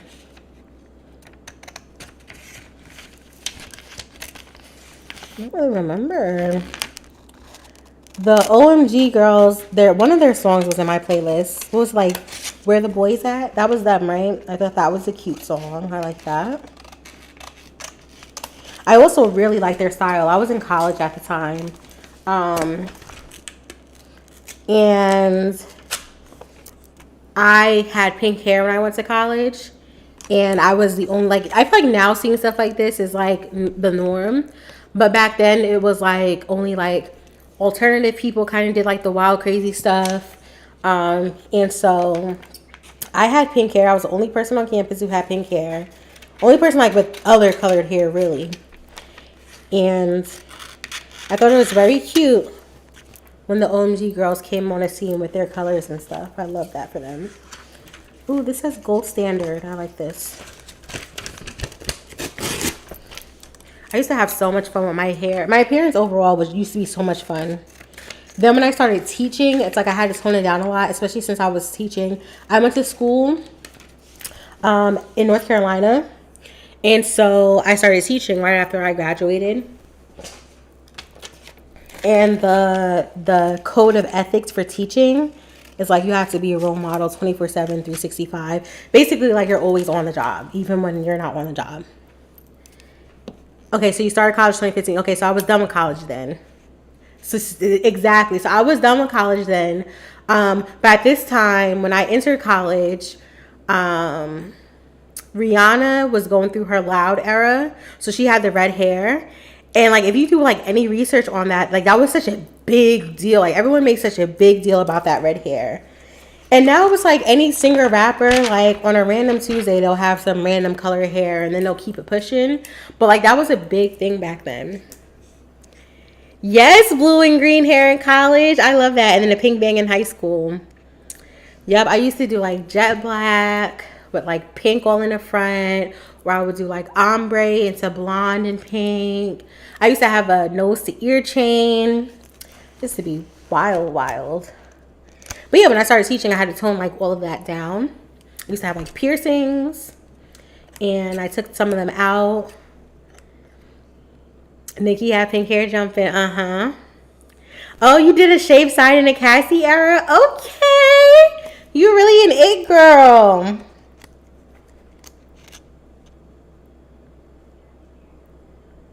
This, okay, I like this. This is going to sound so morbid. But this says, this is going to sound so morbid. I realized I was a princess when my mom died because all Disney princesses have dead moms. I think some of you know I suffered a loss of my mother, my stepmom, who I've known since I was 3. And I mostly live with my father and my stepmom, so I consider her my mother. I lost her in March. This really speaks to me. I like this. You know, I feel like I'm a princess. You want more piercings? What piercings do you currently have? I think everyone here is like of age. That's like my target audience is usually around like 18 to 34. So I when I was young, like 17, 18, I got my nipples pierced, and those were my favorite piercings. And I literally took them out like a couple years into teaching. Just because like sometimes they were visible. Like they were. I also had my nani pierced. Gorgeous. Absolutely stunning. I told you guys I'm vain. So it was really like literally for me to look at. It was so pretty. Such a cute piercing. But it is easy to get caught. You didn't like, so I also took my nose piercing when I started teaching. See, I feel like when I started teaching, like so much of me was reserved. And like to an extent, it's like I've always been girly and pink. So like, even if you go back like through my YouTube videos, you'll see like when like my first haul for my classroom, everything was pink. My entire classroom, all my classrooms when I was teaching, completely pink. So I've always been like that. But I did have to tone it down like appearance wise and stuff, which was like, I didn't like that. And now like I just want to fully be able to like own it and be me. But it's really hard being in an engineering and technology program in academia and then working in tech, artificial intelligence for work. It's hard. So like when I had my all pink hair before this hair, I like would wear hats and stuff to class. How long have you had your piercings in? I feel like my nipple piercings never healed for some, like, I don't know. Also, that was the worst pain ever. But I feel like it varies. Some people are like, no, it didn't hurt. It hurt. And I don't know. I feel like what I've seen so far is like girls with like heavy breasts, it hurts and like never heals.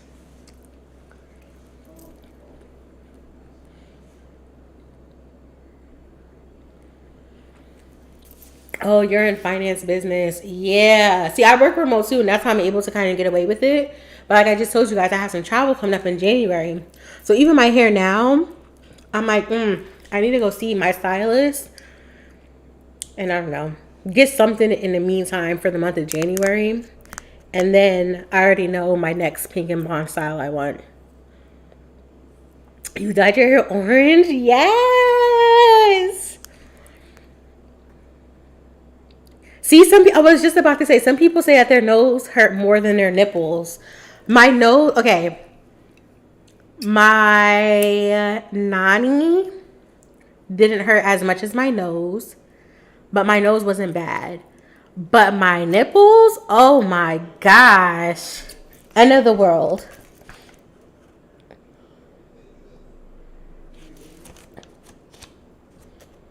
This is fun. Okay, so this one says, I think literally everything I wear is based on Mortal Kombat, especially my stage makeup. I love, love, love the outfits in Mortal Kombat. And Jade is my favorite video game character ever. I love all of her outfits. I'm cutting this out to add in. I was talking on Twitter the other day, but I think I also have something inside of my TikTok drafts about gamer girls. I love Reddit. That sounds like such a thing to say. I love Reddit. I'm really active in like, I do vinyl collecting, so I'm active in those communities, in the subreddits. I like the street fashion ones. I like the drama ones. I love reading like infidelity, cheating stories, stuff like that. Am I the a-hole relationship advice? But I'm fairly active in like the fan fiction and the gamer girl subreddits. But they complain so much. I literally have a TikTok draft, which I don't know. I'm still deciding if I want to post it because I don't want to seem insensitive. But it's like, dang, do you guys ever just play the game and enjoy it? It's always a complaint. And I think people are like valid to feel the way they feel. But it's like they always feel that way. I'm like, do you even enjoy gaming at all? I guess what sucks about it is like a lot of their feelings are valid. Not just because like you're valid to feel how you feel. But there is like a lot of misogyny in the gaming community. And it, you know, it sucks to see women like depicted a certain way in games and that sort of thing. But if you guys know me, you know, like I'm like a sexy girl. Like, yes, I want to see that. When I'm playing Skyforge, I'm literally customizing my character to have the biggest assets possible, the skimpiest outfit possible. Like, yes. I literally just tweeted the other day, I was like, if I was in a zombie apocalypse, absolutely, I want to fight zombies in a micro skirt with my cleavage out. Duh. So that stuff doesn't bother me. Even if it's for like the male gaze. For me, it's like ownership over myself as a woman. This says Into the Wild. I don't know if you guys can see all this jungle going on. For me and my vision board, this is going to represent releasing inhibitions.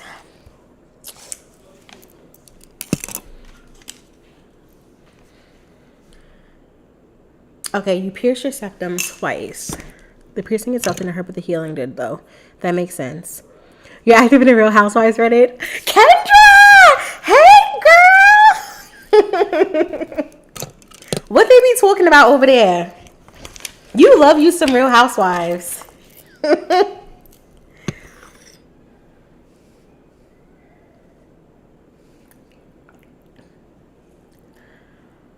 Okay.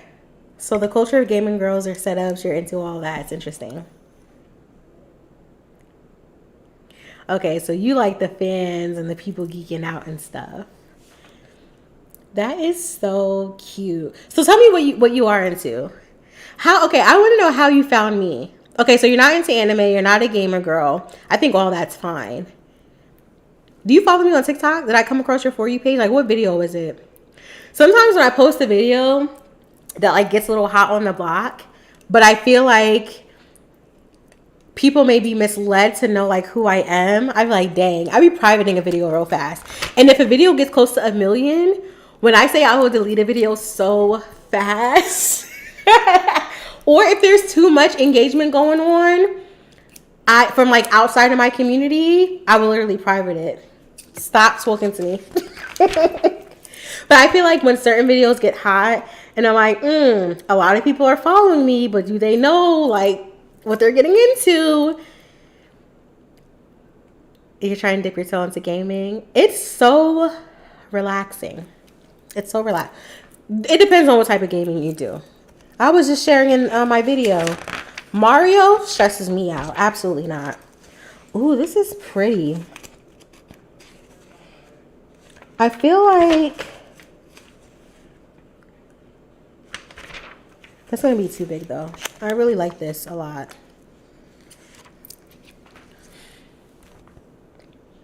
Hello, princess. What games are you interested in? Okay, so cozy games like is really hot right now. I feel like with the pandemic, a lot of people wanted to like completely like block out the world around them.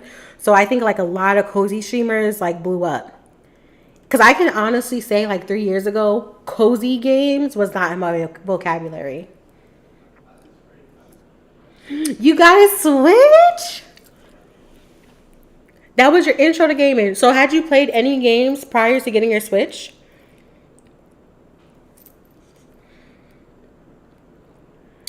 Oh, it was... Okay, so you're one of my Hello Kitty babies. Okay, so good. No, you're in the right place then.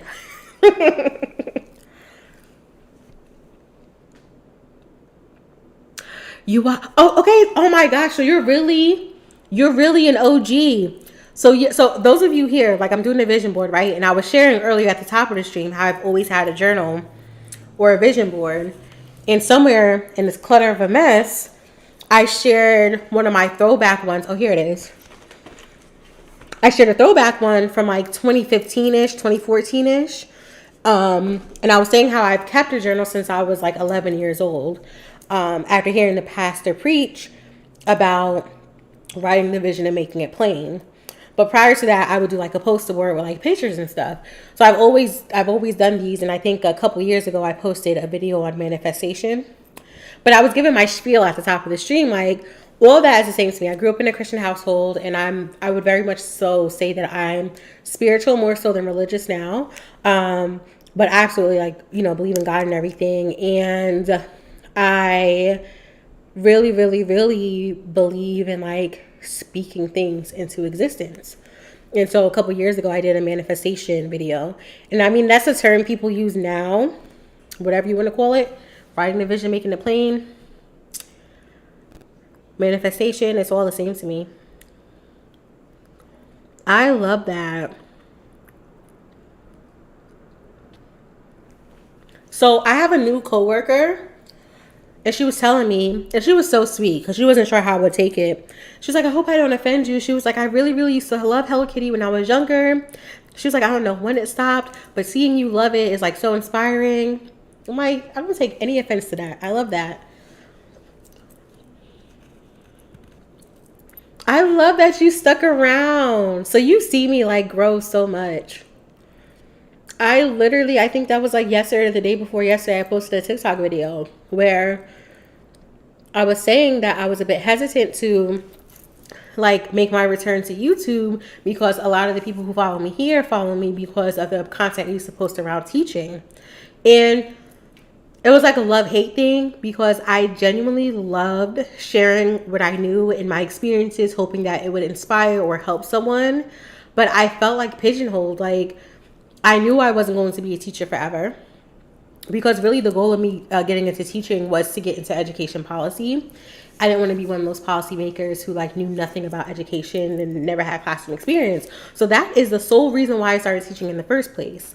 So I knew I wasn't going to be a teacher forever. And I was really worried about like when my channel started to like go through this growth phase because people were finding me because of the teaching videos. And I knew I was not going to be a teacher forever. So with my return to YouTube and getting into the content I've been posting during the 12 days of Princmas is very true to like my core and who I am and who I've been. But I was worried about sharing that because I was like, dang, like, that's not what people are here for. But it's okay, like, if people leave because it's making room for people who enjoy the content that I am now developing. But I love that you're still here. I really appreciate that.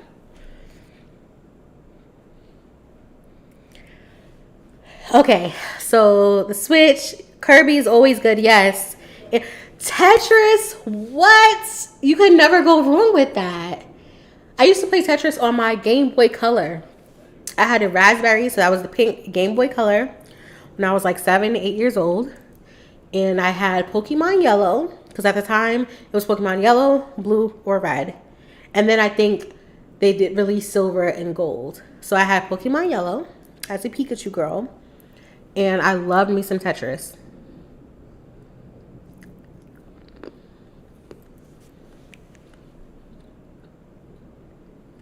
Mm-hmm.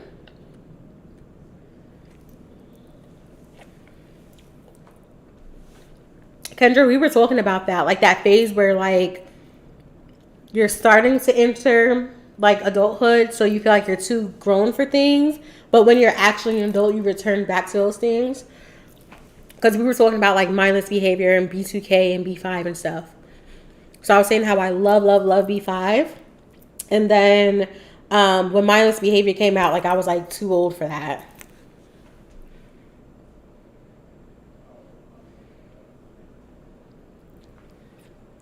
Oh yeah, Kendra.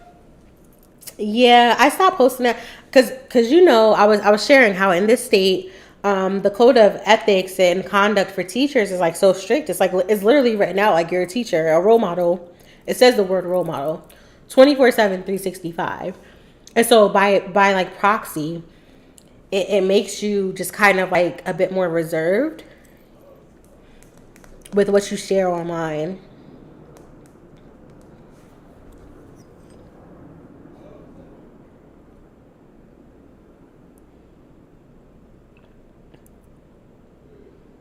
What is unpacking? I don't think I'm a cozy gamer. Like, I don't think I would be classified as a cozy gamer.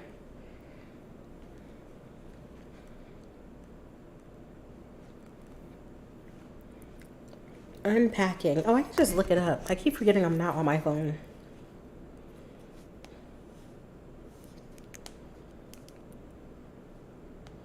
Unpacking game. Oh, it's a puzzle game.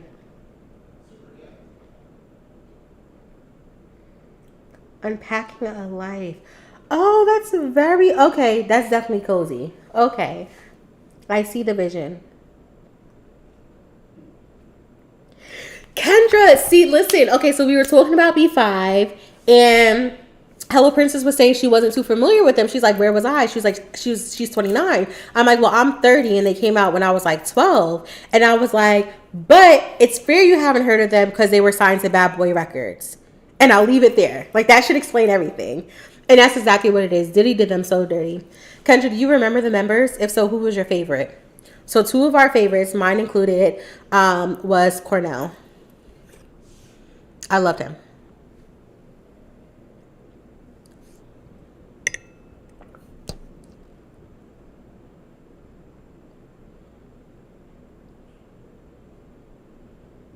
No, that's not true. Okay, so let me tell you. First of all, I think a lot of cozy gamers are people who are not like your traditional gamers. So a lot of them were introduced to like gaming during the pandemic. And I think like their gateway game for a lot of people was Animal Crossing.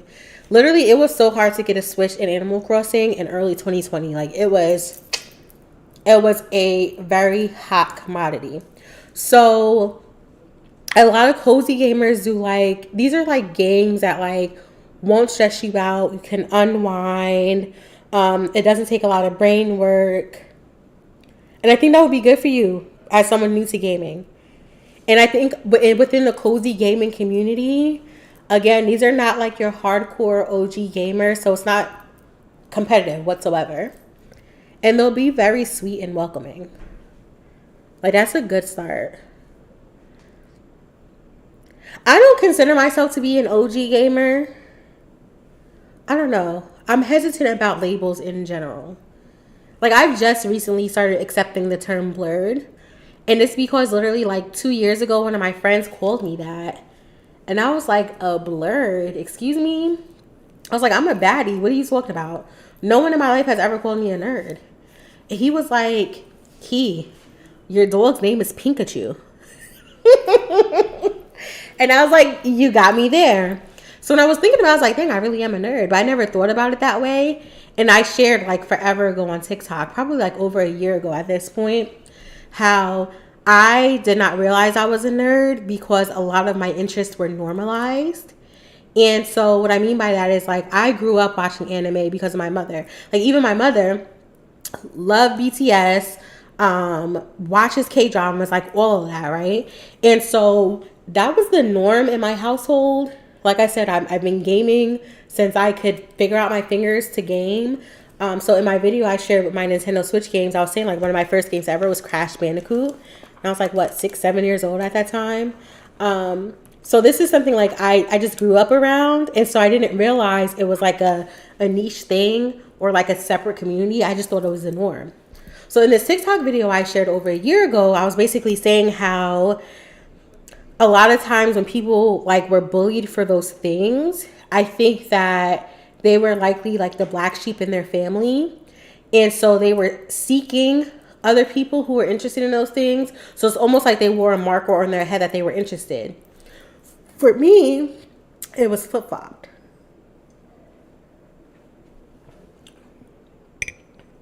So I grew up in a household where this was the norm. Like my brothers were watching anime and my father was gaming and my mother was watching anime like literally since I was baby. So when I was like socializing in school and stuff, I wasn't seeking other people who were into those things because I just figured everyone was doing those things. There's nothing really to like look for or seek community with friends who do those same things because I thought we were all doing it.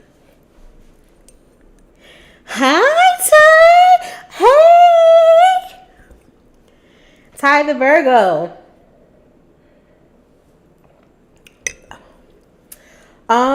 I don't do 2K. First of all, let me tell you something actually. 2K right now is just Sims for men. And Bossman and I were just talking about this the other day.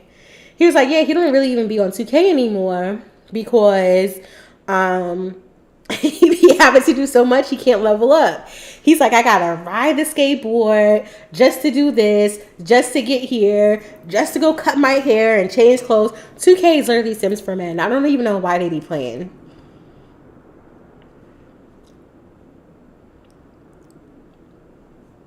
Your mom wouldn't buy you any game systems?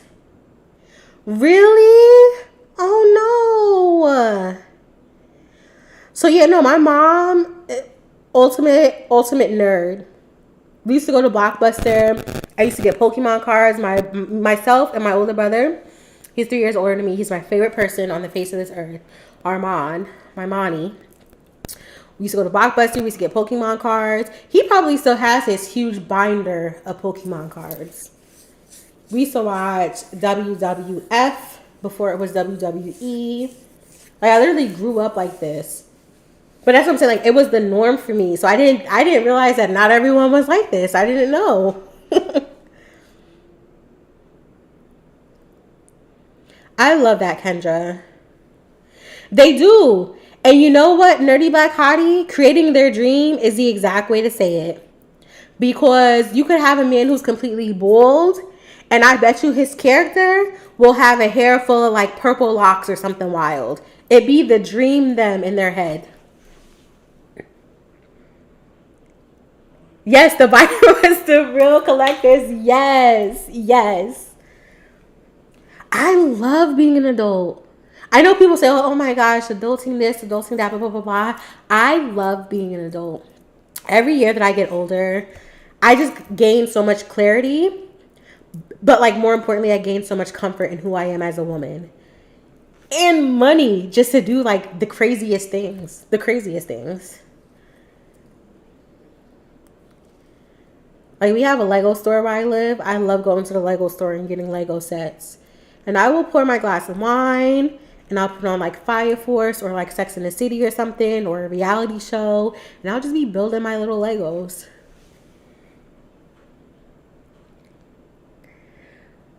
Oh, they stopped buying the Game Sisters after the Wii. Yeah, so my father like stopped gaming. Like I vividly remember him gaming when I was little because he passed on his like PlayStation 1 to me and his games like Crash Bandicoot and stuff over to me. And I don't remember him gaming beyond me being like, I don't know, 6, 7 or so. No, I would say like 8, 9. And I feel like I'm never going to like grow up, right? Like I just feel like if anything, I continue to like rewind and like get to my inner child. But I don't see it as my inner child. Who were your fave K-pop groups? Yeah, I think we're like in 4th gen now. We were talking about New Jeans earlier. And I was saying how I was in Barnes & Noble and I was going to buy a K-pop album. But I was like, I think New Jeans is supposed to have their actual album because they released their extended play. But I think they're supposed to release their actual album next week. I don't know if that's still the date. But I feel like it was supposed to be like January 3rd or something like that. And so I was like, I'm going to wait and buy theirs because they only have 4 or 5 songs. But every single one, it'd be on repeat for me. And I'm just like, dang, because like they're babies. Like I was just actually just Googling about them a couple of nights ago. And I'm like, they're all babies. Like they were all born like 2005, 2006, 2007.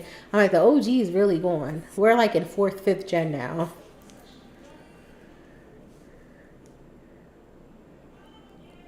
Yeah, and like adulthood is hard in terms of like, especially if you have like financial hardships and stuff. But I always tell people like it's a blessing. Even, you know, paying rent or something, it's like, dang, you just see a couple $1,000s go from your account, right? But for me, every single time, like, I'm thankful. I'm like, thank God I'm able to do this and still do other things that I enjoy.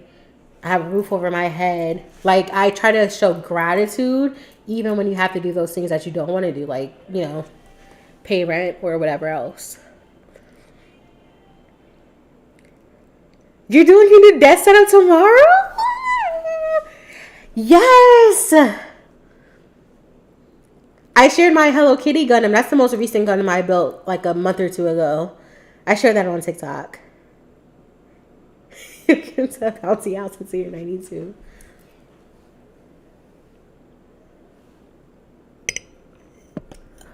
Oh my gosh. Okay, so what's the most recent Bratz doll that you purchased? So I have a couple in my cart, especially like the new like designer ones. I'm like, okay. And then I think I shared a TikTok on this. My favorite Bratz doll was Nevra, and I know that they re-released her, and I was thinking about getting that.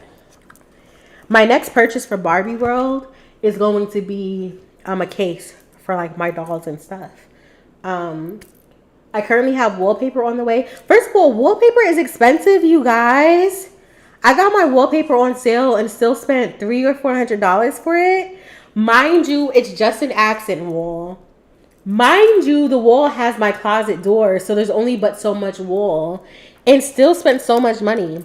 But my wallpaper's coming, and then Boss Man for Christmas got me the Samsung Frame TV, which I'm excited about because I shared this on TikTok, but I had purchased a lot of artwork when I was at like DreamCon and Anime NYC, and I have all the frames up there. So I'm going to frame everything and get someone to do the gallery wall. But first I wanted the TV mounted.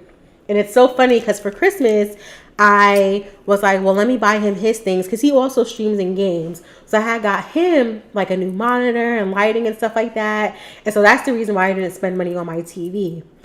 Ironically, one of the gifts he got me was the TV. So it worked out. But yeah, that's supposed to come, I think, next week because he ordered it with like installation and everything. So the person's supposed to come and set it up next week. And then from there, I'll hire someone to do like the frames around it. So I'm waiting on the TV and I'm waiting on the wallpaper. But my next thing for Barbie World will be, I keep looking up because it's upstairs. But my next thing will probably be an enclosed stand for like my dolls and stuff. Which I probably don't need because I keep them in the box. But a couple of the Bratz ones, that's what I was going to say. A couple of the Bratz ones I want to unbox and like display. You like Super Junior? Okay, you're official. You are a J-pop girly. Yes, B, you made it just in time for the Bratz talk. You did? So let me tell you this, B, something I've been working on. And I have to source like the right people. But I've been wanting to get the Juicy Couture dolls. And I was like, as I was looking for myself, I'm like, I'm going to get you a set too. But I'm real picky about stuff like that because I typically don't purchase used items. Like if it's used, it needs to be new. And so it's hard finding stuff like that. Yes, first of all, yes, Bratz are back. And I'm so happy you didn't get rid of your stuff. That's so good. No, the wallpaper is not reusable. But I plan to be here I honestly feel like we're going to live here until we build a house. So it'll be worth the money, I guess. But I was on the wait list. So let me tell you guys, in 2020 with the pandemic, story time, okay? Beginning of 2020, like literally January, I was in Chicago for a work trip. And we were supposed to return back to Chicago a couple weeks later. And the pandemic hit. This was the beginning of the end of January. And so we were in Chicago. We were supposed to return back a couple weeks later. But this was like end of February, March, where things started to get a little crazy. And what was so not funny, but like ironic is while we were on that trip in Chicago, people were starting to get sick. Like sick. And of course, at the time, we didn't know this was COVID. So people were getting sick. And as we were watching things unfold, we ended up canceling that conference to go back to Chicago. And then our March conference, which was in Atlanta, also got canceled. So at this point, I'm like, oh, things are looking crazy. And the job I did at the time was teacher preparation. So we would do like this training for new teachers. And it would be housed in Atlanta, and they would like have housing and food, and they would teach summer school to get experience, and they would do professional development. And I was on a team of 4 who would like curate this experience for them. And so I knew it was not going to happen that summer. And so what ended up happening worldwide was it ended up like pivoting to being virtual. And with that, let me tell you, I be knowing, Key be knowing, #Key be knowing. I knew we were going to get laid off. Anyone who did our type of role for that summer training, I knew we were going to get laid off. I was like, if we go virtual this year, why would we not go virtual again? Because this is like a multi-million-dollar thing that we host. The company is going to cut so much money by this being virtual. So I was telling my teammates, listen, they about to get rid of our team. And of course, no one was listening to me, right? No one was listening to me. Everyone was optimistic and blah, blah, blah. But you know what I started doing? I started applying for jobs. I don't play those games. So I was applying for jobs. I was interviewing. Long story short, the team was cut. My job no longer existed. Okay? Severance package was really good though. And I started another job. So it was perfect. It was like literally divine timing. But the job I started was obviously remote at the time because of the pandemic, but I figured it would eventually return to person, so I took this as an opportunity to move. So when we were looking, all this is going to make sense. I know it sounds like I'm rambling. I promise I'm not drunk. So, where we currently lived, obviously we were under a lease, and I don't know how familiar you all are with breaking your lease, but it's crazy fees to do that. So instead, I try to look into a transfer because there's like a really tiny transfer fee compared to like breaking your lease. So we're talking a couple hundred versus a couple of $1,000 difference, right? So I looked into sister properties in another city for where my new job was going to be. And so essentially when we moved to where we live now, it was a blind move. Like there were like pictures and stuff online, but obviously they were doing no tours because of COVID. And I feel like in most states anyway, if you're moving into an apartment or something, there's someone occupying the unit. So you don't even get to see the one you're moving into unless it's empty. And like 8 times out of 10, it's not empty. So it was literally a blind move. And so when we moved, but it was a brand new property. It was very beautiful, yada, yada, yada. But when we moved there and we were exploring the area, there was this complex that I fell in love with. And every time we would drive by it, I'm like, oh my gosh, remind me to like Google the name. I want to know what those look like. It looks so pretty. It looks like they get a lot of light. Like I'm just so curious about this place. So I was in love with the place that we live in now ever since we moved to our last place in 2020. And so I Googled the place and I was like stalking their website and looking at all the pictures. And I'm like, oh my God, I want to live there. And they had just opened up in 2022. In 2020, comma, 2. And so they didn't have any openings. And so I kid you guys not, I would like, as our lease was ending for the first year at our last place, I was calling every day because they didn't have a wait list. I used to talk to this woman named Ashley. I don't even know if Ashley's here anymore, but I would call every day to see if someone was going to vacate because there was this floor plan I fell in love with. It's what we live in now. It's a loft style floor plan. And this is on brand because it's about manifestation. So loft style floor plan, and there's only a couple in our building. And so I think there's only like 4 or so in our building. And they all had leases and people were not leaving this. So I would call and call and call. We ended up having to renew our lease at the last place. And I like this. I've never felt more confident. Each passing year teaches me to love myself and my life. I like this. I'm going to cut this out. So anyways, yeah, I will call and call and call. Eventually, they ended up creating a wait list. And I became friends with the assistant property manager. And we became so close. Like, I would just periodically check in with her. Like, hey, how are you doing? Or, hey, I viewed this apartment today. It sucked, blah, blah, blah. Like, we kind of became, like, friends low-key. Not really. But we became close enough that when an opening happened, she was like, listen, I have a resident who's about to move out. I haven't posted it yet. This is going to be available. Are you about that life? And so, yeah, anyways, 2 years later, we ended up moving in here. But this was in my journal from last year, my manifestation journal. Let's see if I can find the page. Like, I was pressed, okay? I wanted this floor plan so bad. So bad. So anyways, I say all that to say, we'll probably live here until we build a house. Like, I wanted this place bad.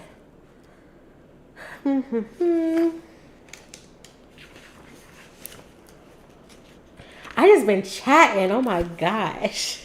Let me see what you guys talking about here.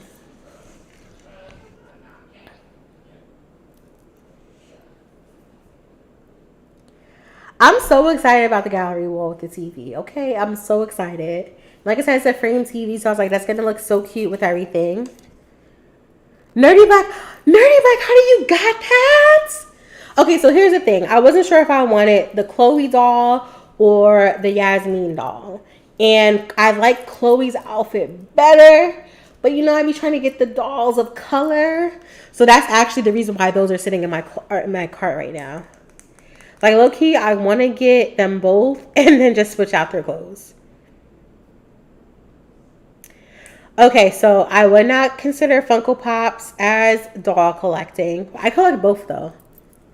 My Funkos, let me see. I'm going to move my camera up. I don't know if you guys can see this. Let's see. Okay, you guys can see that. So my Funkos are on display in my kitchen. They look so freaking cute. It's just like so chic to me. I don't know. And I'm really particular about my Funko collecting. In general, I'm particular about my collecting. But like for my figurines and Funkos, it's girl gang only. There are a couple of my boys up here, just a couple. I had to get a couple of my Marvel characters. So obviously I had to get Black Panther, especially when Chadwick passed. We have Iron Man and Spider-Man Miles up there. Like iconic, right? And I also have a couple of my hero boys.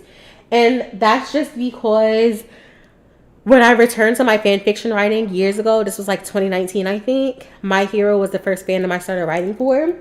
So I have a couple of my boys up here. I have Todoroki, and I have my Kiri. Of course, I have my Boo, Aizawa.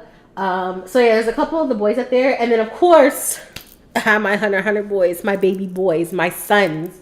But other than that, it's all girls only. And I probably will not buy any more boys. To the point where even for Fire Force, I haven't even bought Shinra or Arthur. And if you know me, you know Fire Force is my #1 anime. And I haven't even bought my boys from there. So, the boys who are up here, they're grandfathered in. Just because they came when I started collecting earlier on years and years ago. But yeah, all girls only. And then my anime figurines, only girls. I'm not playing no games. I don't want any men. I don't want to see any men.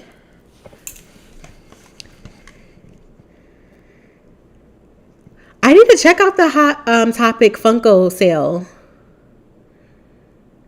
Okay, so the transfer fee was a one-time fee, and it was paid to my current, my previous property. So basically, the place you're moving from was the transfer fee, and it was $500. And so basically, I paid $500 instead of like the $2,000 or $3,000 for breaking my lease. So it wasn't bad. Thank you. We're getting her there. So we moved here in August. So now we're in December, going into January. There's been like quite a bit of travel since the move, but it's getting there. And I don't mind taking my time to find things that I really love. Oh, let me move this back. I don't mind taking time to find things I really love. So like, there are still some big things I need to get. Like I need to get a little dining nook table. I already have the chairs. They're pink and I love them, so I bought them. But I haven't found a table like I love yet. That's a lie. I did find a table, but I don't think it's technically supposed to be an indoor table. It's like this unicorn table. I think I'm gonna get it though.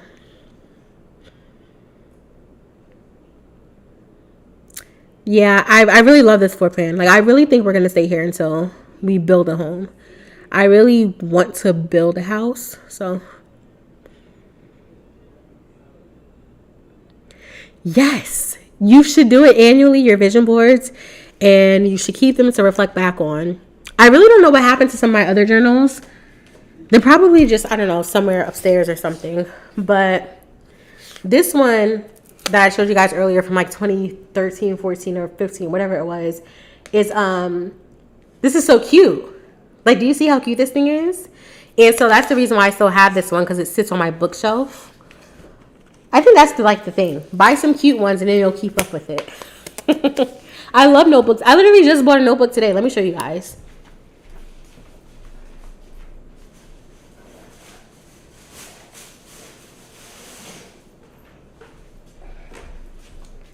I literally don't need another notebook, but I bought this notebook today.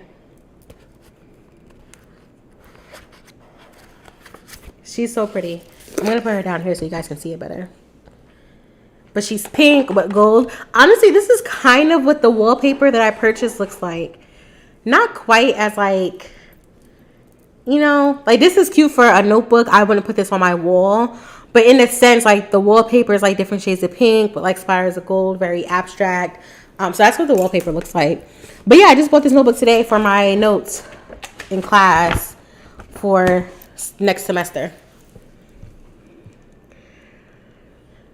Kendra, yeah. So the way I do my anime figures is First of all, those are your girls, okay? Those are your girls. My anime figures actually sit at like the bottom of my entertainment console in my living room, like under my TV. And they just look like, I don't know, very like chic and classy there. Like clearly that's very nerdy and weeby, right? But they just look so good there. Are you guys invited to the wedding? Okay, so let me tell you guys about this wedding, okay? I feel like the plan now is to elope. And not elope like secretively, but elope in like the very chic type of way. Have you guys ever seen like the TikToks of people who like plan their elopement, where it's just like, it's like a courthouse wedding, but like there's a photographer and like, I'm gonna see if I'm gonna find a video and I'm gonna repost it, okay? Or maybe I'll tag you in it, Ty, because I know your handle. But I kind of want to do that. And right before my stepmother passed in March, this is so crazy. I had sent her like a list of some of the courthouses I would want to elope in, because obviously I've done research because I'm me. So I would never do anything raggedy, right? So like San Francisco, for example, has a stunning courthouse. So I sent her like a list of some of them and she picked out some of the ones that she really liked. But so I may do that to like honor her.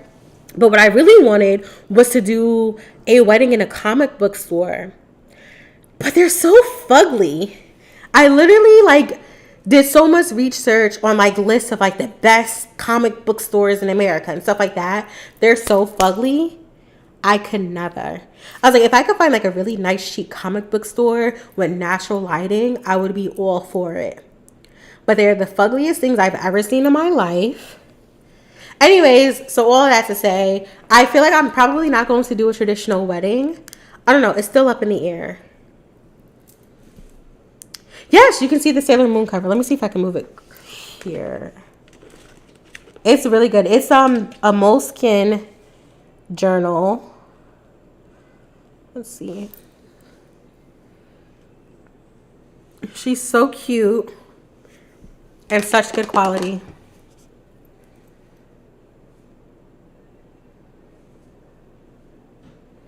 Oh yeah, tag me in the TikTok. So wedding dress, I have a lot of different like ideas for what I want that to look like. The ring that I had picked out though is like Sailor Moon inspired. Some of you might know this, but we have like these matching tattoos, and we got them together for our anniversary, our 10-year anniversary. And so I have a moon stick here, and you guys can't see that. Let me move it further. And at the bottom of mine, I have a 7, and our anniversary date is on the 7th. And so that's mine. And then the creator of Sailor Moon is married to the creator of Hunter x Hunter. So I have my Sailor Moon tattoo with a 7, and then he has a Hunter x Hunter tattoo with a 7. He has a Phantom Troop, like the spider, and his is the number 7 to go with our anniversary date. It's like matching tattoos. Very, sickening. And this is my one and only tattoo. It was both of our first tattoos, our one and only tattoo. So it was like a big thing. No, baby, don't apologize. Hey, we are just chatting at this point. But yeah, so I was saying my engagement ring is Sailor Moon inspired. So, I have different ideas about the dress. I go back and forth a lot. Like, I don't see myself in a white dress. Honestly, I see myself in a pink dress. Isn't that very blurry? It's so sickening. We're disgusting.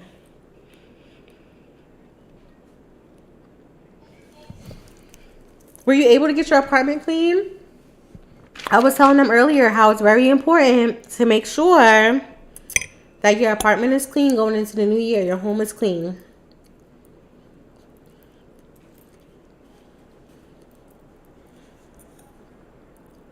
So I've been drinking I think it's time for my other shot. I feel that I think like the biggest thing that we need to do is laundry. And when I say we, I don't mean me. I don't do my laundry. Bossman does my laundry. And so I do want to make sure all of our clothes are clean before going into the new year. But it's just like one load of clothes, so it's not bad. But he can even start that tonight or even tomorrow. For those who just joined, we're doing a party. We're going to a party at our favorite restaurant tomorrow. They have like a DJ and everything. So, you want a cheetah dress and a Vegas wedding? Yes! First of all, I love gaudy girl. First, I'm very gaudy. I tell people all the time, I have no shame in that. I'm such a gaudy girl. I don't care. Like, literally, I will never be anything but gaudy.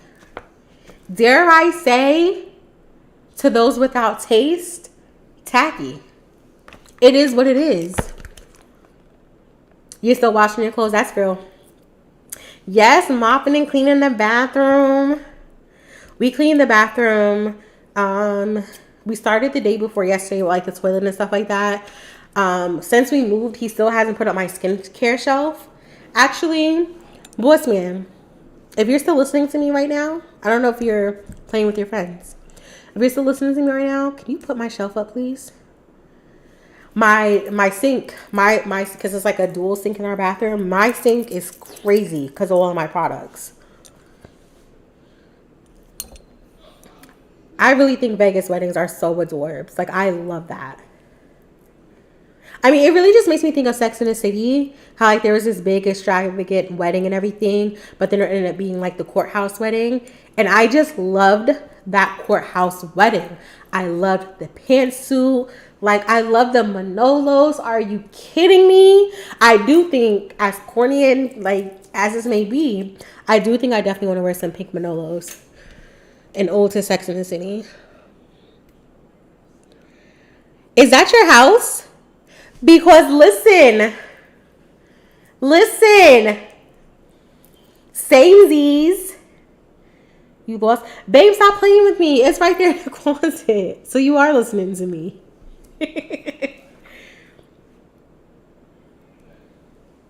Now, I love the idea of a Vegas wedding. That's freaking adorbs. That's my house. What? That's another thing I was tweeting not too long ago. I'm like, we used to get like a bad rap, right? And no one wanted to admit, oh no, am I, oh no, I'm not. It looked like it was buffering. We used to get like a bad rap, like, you know, no one wanted to own that, but I owned it. Okay? That's the house I was sorted into. It's been that way, and I'm retaking it. In fact, I retook it a couple months ago, and it was still the same house. All right, you guys. I think I've cut what I'm going to cut. I usually do another round where I go back through the magazine. I'm going to start placing what I have, though.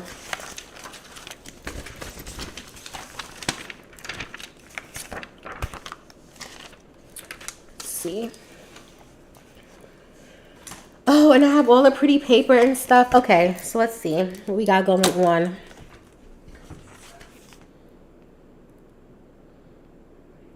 The Elvis weddings are interesting too.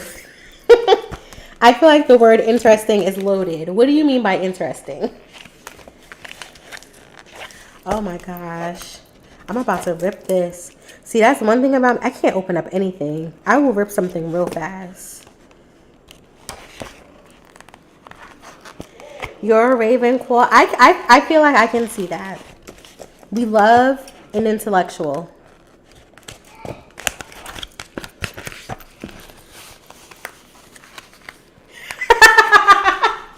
I'm barely doing my board. Listen, we just been chatting. Okay. You guys, let's get into this paper, first of all. You guys know I'm here for the aesthetics. Look at this. This is freaking stunning.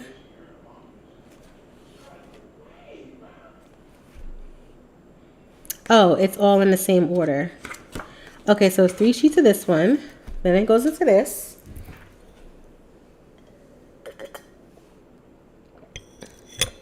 I love the vibes. You know what? Impersonators are so interesting. And they're a very talented bunch. So this is the next set of colors. Oh, look at this. Obsessed.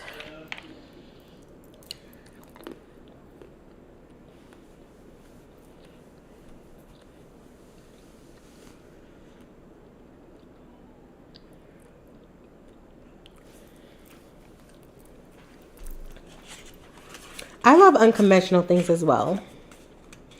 This is like a darker shade. Where's the rest of the glitter at? Oh my, okay guys. This one is so me.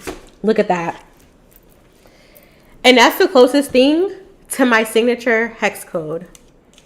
My signature hex code.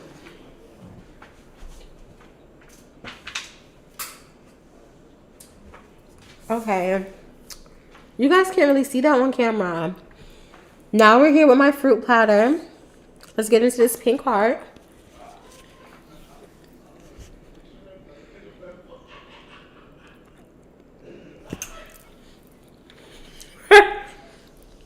I don't know why I just got so close to the mic chewing like this. That's crazy.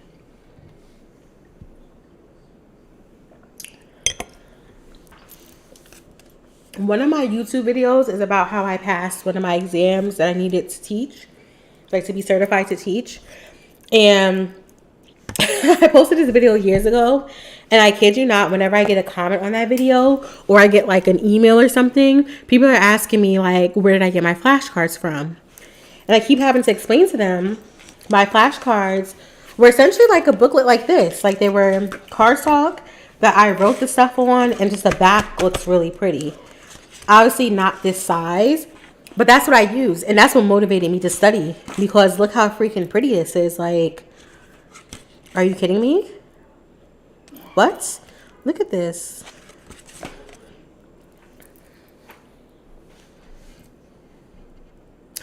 Oh, this grape is too soft. No, thank you.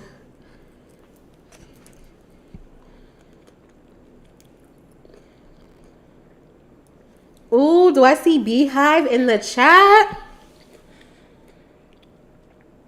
Yes, I know my hex code. And you know, yes, I got the pad from Michaels.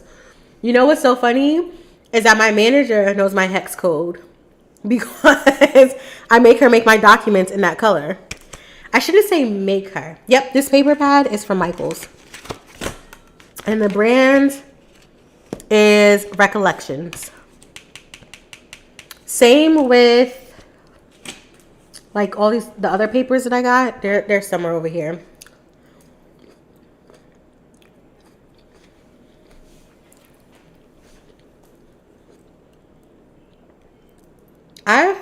I hope that my chewing is not loud. That would be so... Would I be embarrassed? I don't really get easily embarrassed. For me, it just is what it is. I don't mean to be chewing crazy though, so...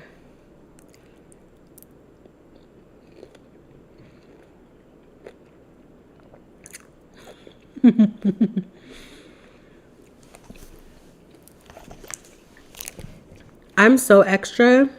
It's ridiculous. And it bleeds into other parts of my life. Like work. So like like if we go out to eat for work or something for like a team dinner, my team knows they better Yelp the restaurant. Like, or I'm not going.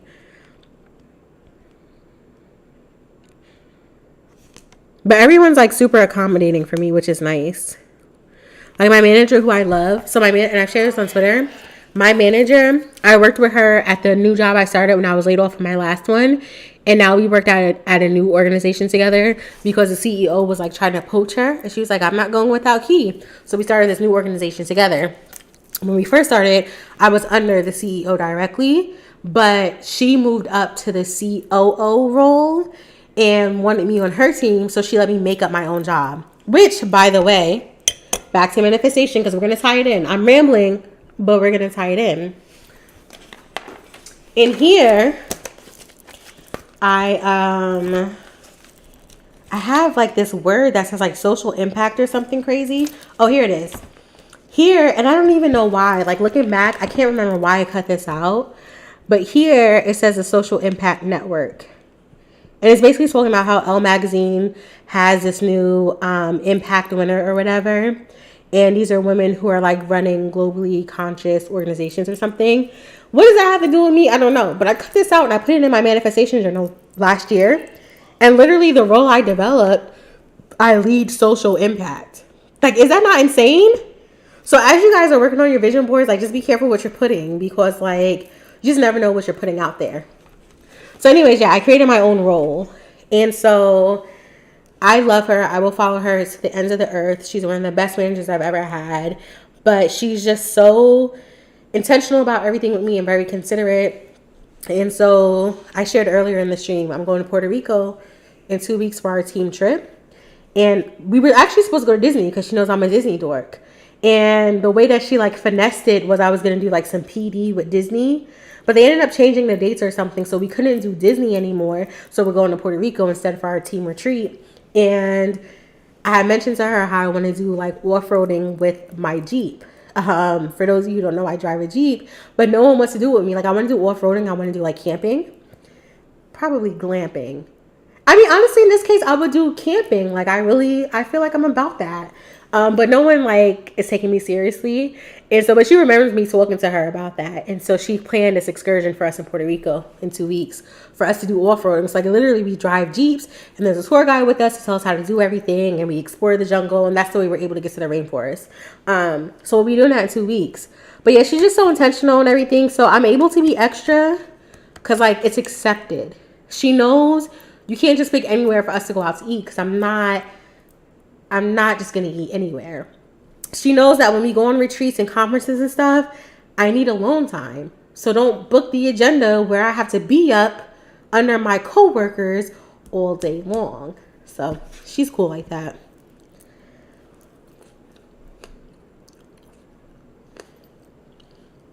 I think it'll be fun. There's only 3 of us. It's myself, my manager, and then we have our new teammate. So yes.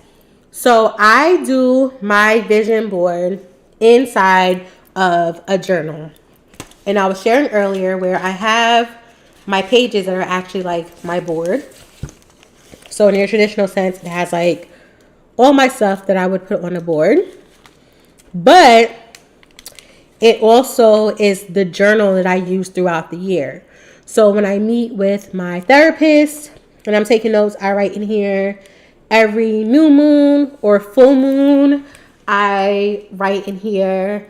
Throughout the year, when I'm just like journaling, like throughout the week and stuff, I write in here. And I find it helpful because as I'm writing goals, as I'm sharing my thoughts and reflections, I can always refer back to the goals and the vision board that I set at the beginning of the year. And so I prefer this method over like the digital wallpaper. I prefer it over, because I shared I also used to do an actual poster board and like hanging on the wall. But this one has been like my preferred one for a few years now. It's been really helpful, so I like it. So my journal for this year is this Legally Blonde one. And when I first started the stream, I was sharing how cute it is and affirming it is, because it says like, it has like a lot of quotes in here, but always like also like a lot of mantras. Like this page says, always know your worth. This one says, you get what you work for. So I'm loving this journal. I'm excited to use it for this year. I'm just excited for what 2023 is going to bring. Like literally, not to sound like cliche or woo-woo or anything, I just have such a feeling like in the pit of my stomach about 2023. Like a really good feeling.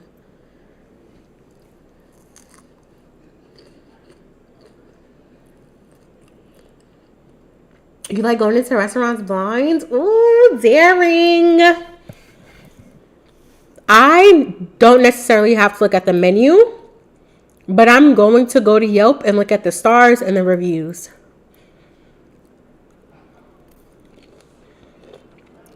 Yes, I am at a startup.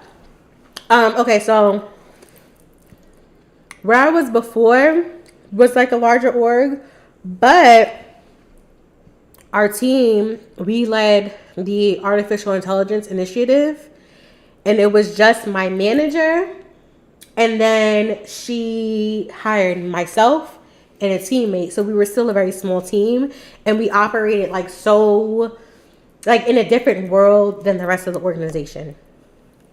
So like, for example, when everyone else came back to work, I felt like that was stupid because I'm like, well, we've been remote just fine. Why should I go back to work and work in an office? And I told my manager I was going to look for another job because I'm not. Before the pandemic, I've worked remote for years. Like literally, once I left the classroom, I've been in remote roles. And so I worked for organizations that were always remote. It wasn't something that they did because of the pandemic. So at this job, I had been remote because we started during the pandemic, but then they wanted people back in person. I was like, well, that's done. We've been doing just fine remote. And I came from a remote job, so I'm not going back in person. I'm looking for another job. And when I say they updated my contract to have like an exception clause so that I could work for remote, because I literally told my manager, I said, I'm leaving. I'm not working in person. You can't pay me enough to work in person.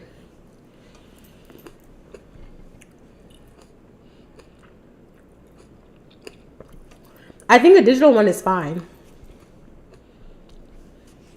In fact, the video I shared yesterday is like it's not my wallpaper now. Princess Havana is my wallpaper.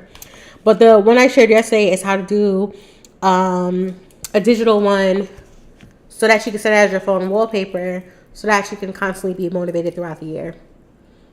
I'm just not, this is so funny because I work in tech. I'm just not a digital girl. I have to like read books physically. Even with my planner, like I use my Google Calendar and stuff because I have to for like work and school, but I have to write everything down in a physical planner. I journal, like I have to handwrite notes. Even for work, I handwrite notes and then I'll transcribe them and type them. But yeah, so that's just my preference. But a digital one is totally fine, especially if you do everything else digitally.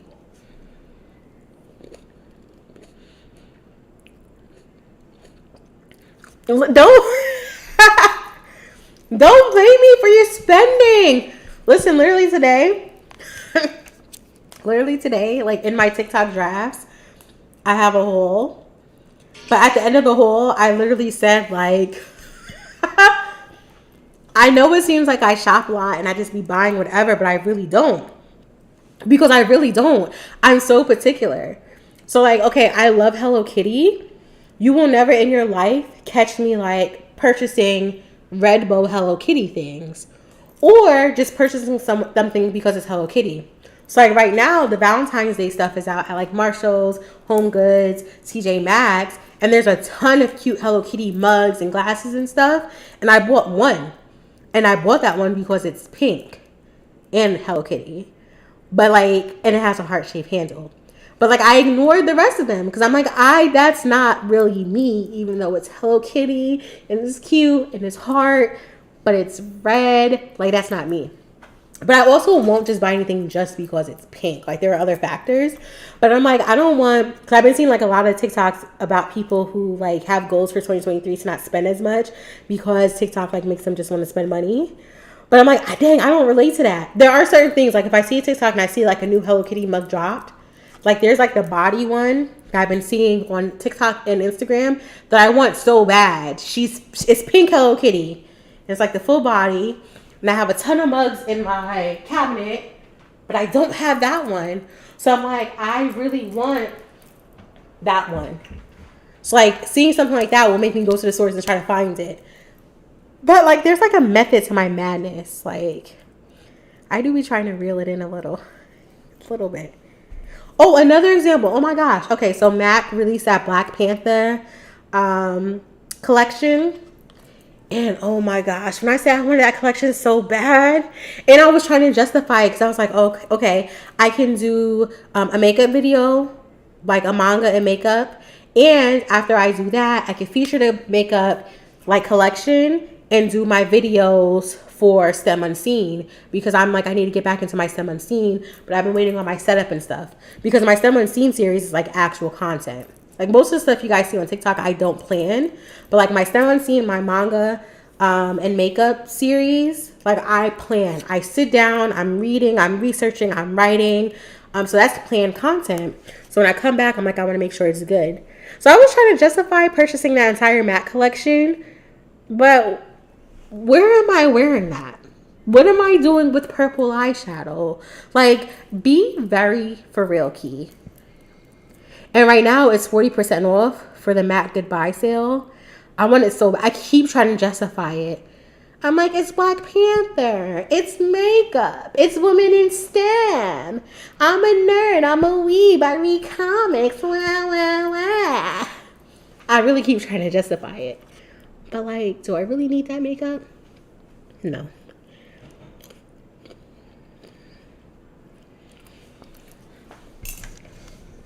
I think I'm going to get some things from that collection though, because they have the extra dimension skin finish and they have a lip gloss. I do want those two things.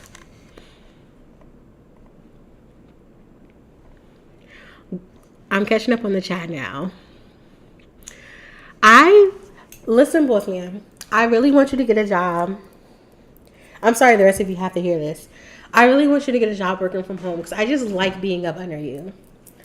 Literally every single day when he's leaving work, he sends me a little car emoji, like the little vroom with like the smoke in the back, or he sends me an on the way.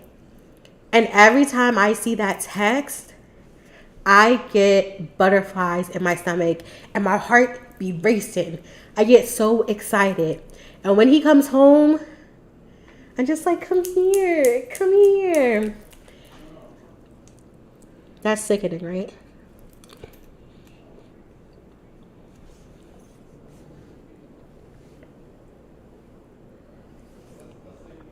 My Google Calendar is color-coded because you guys know I work full-time.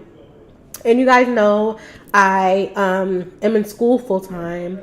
But then like I also have my personal things. And then I also like work DreamCon, right? And so my Google Calendar is color-coded. There's a lot in there. And I still feel very incomplete unless I write things down in my planner.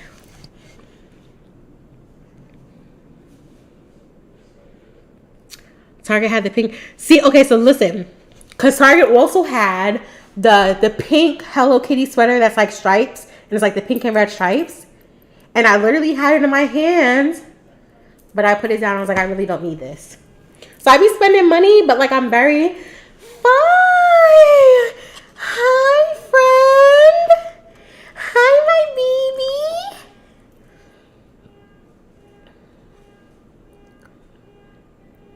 See, okay, so that's the thing, B. Yeah, you have to find things that give you real joy. And so like, I'm definitely a shopaholic. Like I really cannot deny that. I've always been this way.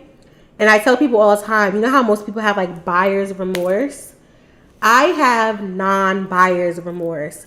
Like if I see something in a store and I want it, and then I decide not to get it and I come home, it's all I can think about. I will literally go back out to the store to get it. And if I wait and it's gone, it's the end of the world. Let me show you guys what I got today because of non-buyer's remorse.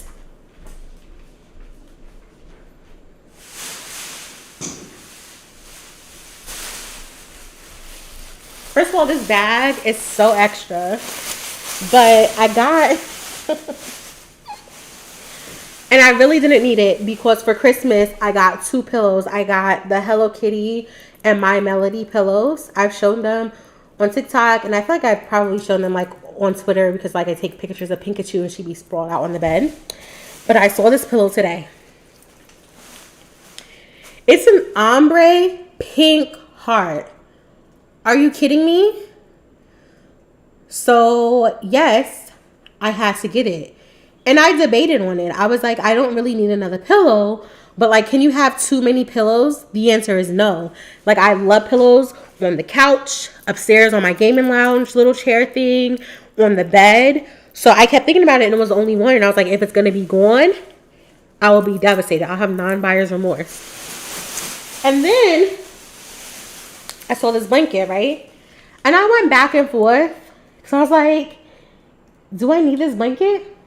But the answer is yes. It has XOXO. Gossip Girl. Okay, it doesn't say the Gossip Girl part, but like, it's the blanket. And I like being cozy. So yes, I had to get this blanket. And you know what? When I was shopping, was this on my list? No. Did it have anything to do with the price of tea in China? No. But like, would I have regretted it if I missed out on these things? Yes. So I had to buy it. Very simple.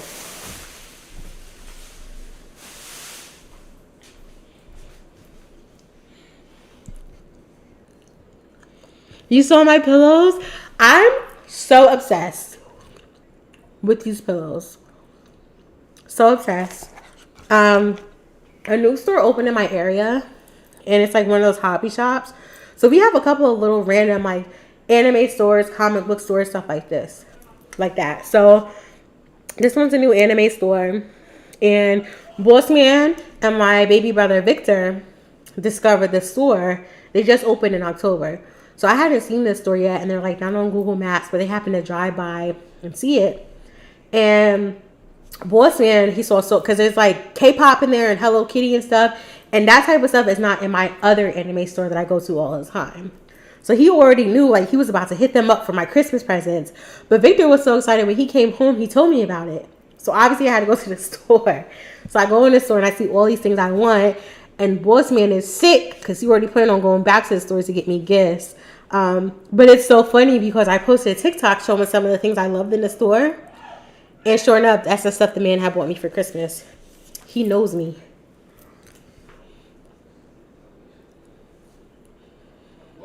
I love that pillow so much.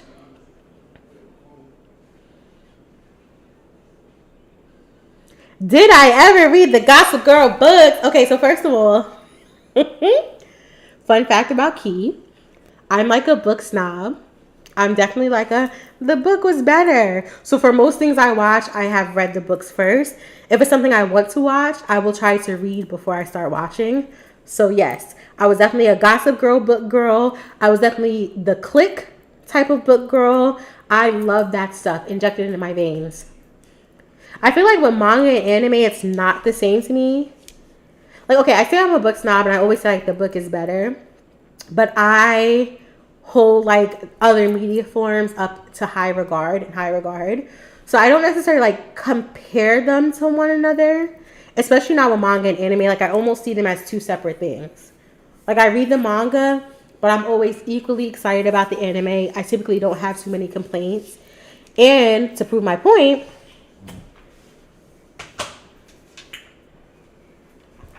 I'm back to the crab. To prove my point, I would say that for even something like The Promised Neverland season 2, as someone who read the manga, like I wasn't displeased with the way that the anime went. And I know, like so many people were. But for me, it's just like, I felt like if I were a non-manga reader and I was going into that anime blind, I feel like for the general populace, they would have been perfectly fine with season 2. And so that's how I try to like engage with anime. And so for me, I typically never have too many complaints. But anyways, that was a long way of saying yes, I read the Gossip Girl books.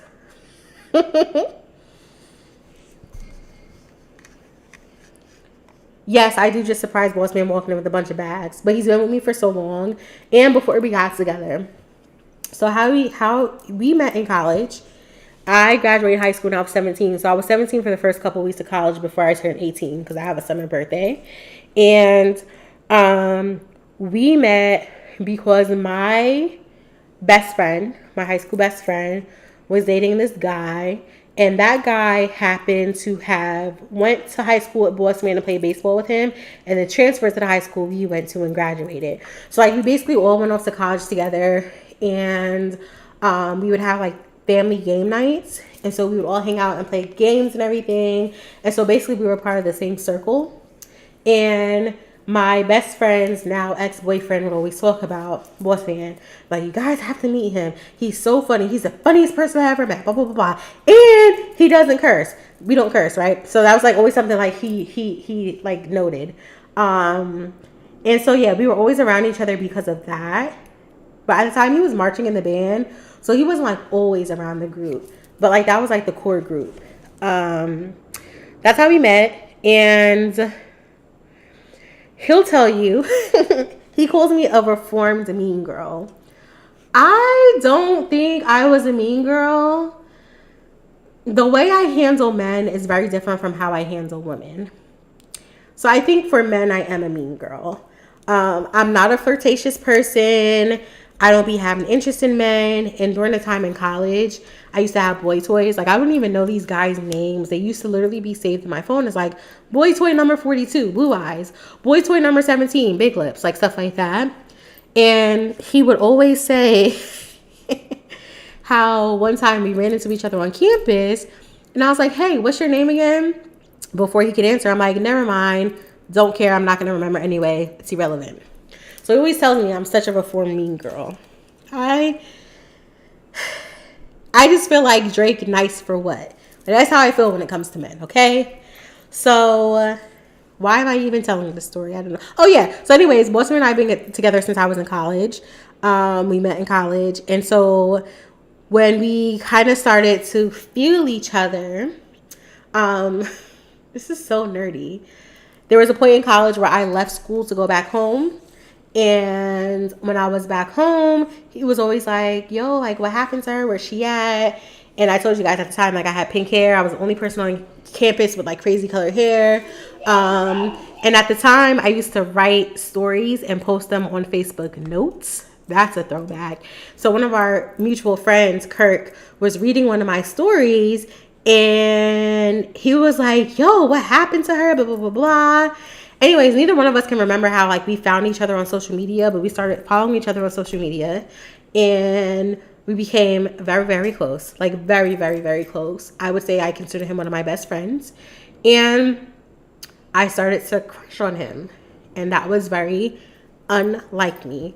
But I really, really started to feel him, and I would feel very, very insanely jealous when, like, other girls would interact with him on Twitter, and I'm not a jealous person.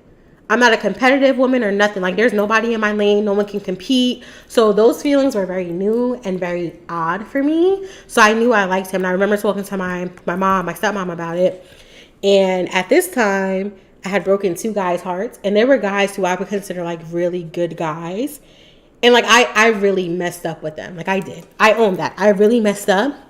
And I remember thinking to myself, oh, my gosh. Like, God is not going to send me another man. Like, this is 3 times. 3 times you're out. I cannot mess this up. But I remember telling my mom, like, I was like, I'm scared. I don't know. She's like, you should give him a chance. And this is so weird. She had met him. Like, we were at the mall shopping, and we ran into each other. So she met him. And she was like, I just get a really good feeling about him. Yada, yada, yada. Give him a chance. So I told him, I was like, I really like you.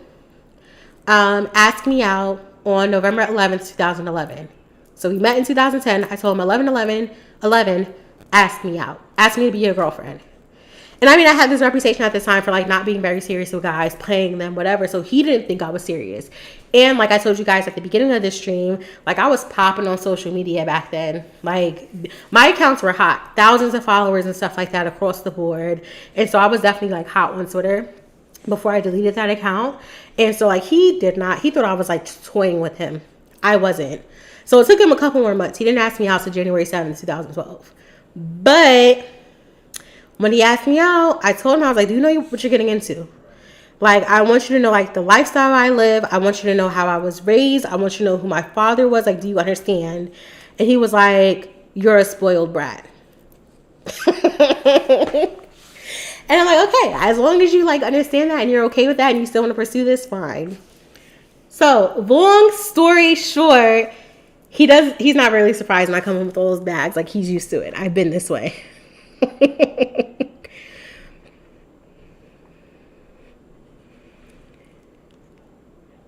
The click made you desperately want Uggs, Kendra. What did Massey Block say? You're never supposed to mix gold with silver. I actually love mixed metals now as an adult.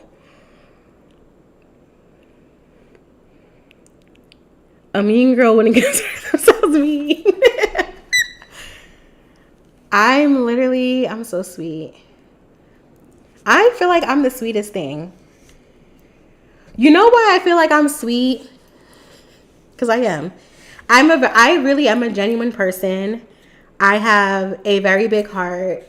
I feel like I'm a very generous person. Like, I give a lot of love and I receive a lot of love. So it's this continuous cycle of like love giving and receiving. But I can be seen as mean. I guess I can own that. What I will say is that like I'm not rude. I can be seen as mean for some people. Like I feel like people on TikTok probably, especially like when I'm responding to comments, I probably come off so mean. And probably like very aggressive and rah-rah. But like my demeanor, especially if you met me in person, you know, like I'm a very calm person. Even Bossman and I, like we do not argue. We do not raise our voices at each other. That's just not how I am. When I was teaching in the classroom, I never yelled at my students. I used to tell them, just like this, I don't even argue with my mans. I'm not about to argue with a child. I used to make them so mad. So like even when I'm responding to comments, like I'm very like direct and to the point, and I will check you because I don't let anyone disrespect me. Like you're not going to handle me any type of way. So I think that like sometimes my tone can come across a certain way. That can be seen as mean. I can see that. It's fair.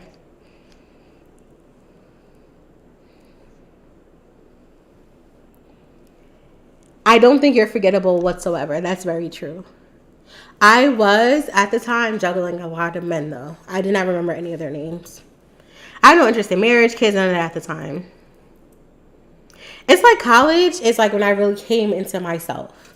Like when I was in high school and stuff, like I wasn't super interested in boys. I mean, I had like boyfriends here and there, but like it was nothing like that. For me. For me. And even like the boys I dated the bad boys back then, like boys who were in gangs and stuff like that. Literally your cliche, like your good girls, all A's type of thing, dating like the worst guy you can think of. That was me. And when I went to college, it was very interesting. Going back into manifestation, literally any guy, like I could see a guy on campus or like in the caf or something. I'm like, oh, he's fine. I want to get to know him. And like nothing was off limits. Like there was never a rejection in my life. And so like I felt very powerful in college. And I saw how guys try to play, especially because I don't like a lot of football players and stuff. I saw how guys would try to play with women. And I was not the one or the two. So I was trying to like flip the script on them. And so because of that, I handled men in a certain way. And so it's not that, because Bossman is not forgettable whatsoever. And any of you who have met him will know, like, he's very charismatic. And I tell people all the time, like, I can bring him into any setting without any worry. Like, he'll be perfectly fine. He'll adapt. He'll make a new friend. Like, people love him. He's very lovable. But, you know.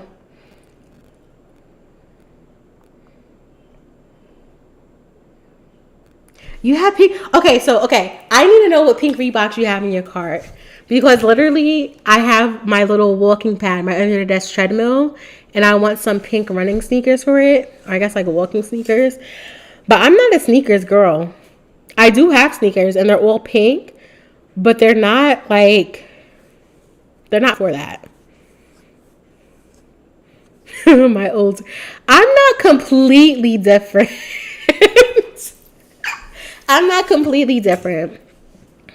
But my old Twitter days were, I think all my old accounts, they were something serious. But I told you guys, now for the blog, that's why I don't be caring about engagement or anything like that. I've been there, done that, was the it girl. I used to have a fashion blog, and I used to literally get invited for like press and media to fashion. Bossman knows because he's come with me to a couple. I used to do press and media for fashion blogs and stuff.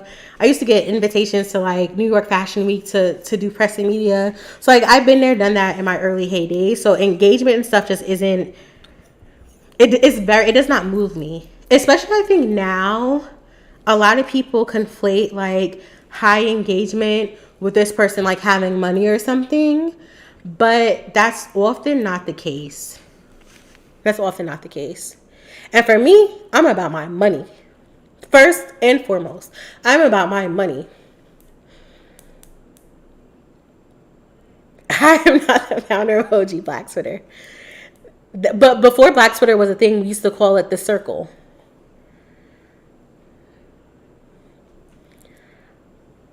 Oh my gosh. Team Ether was the Team Ether picnic was insane. So I looked at the Barbie. First of all, I think I tweeted about this not too long ago. First, I thought all of these things were Air Force Ones. I didn't know there were different things. But I saw those and I was confused. First of all, I feel like just getting sneakers now was so difficult. It's weird. I don't do lines and stuff like that. Like, it's just confusing. But I guess there was like maybe a sneak preview, but they weren't released yet. But they were like allegedly on sale. And what I'm assuming is that was like pre-sale on like third-party sites. So I can never figure out when they actually, like, I don't like doing stuff like that. I want to buy directly from the source. We used to have conference calls on Twitter.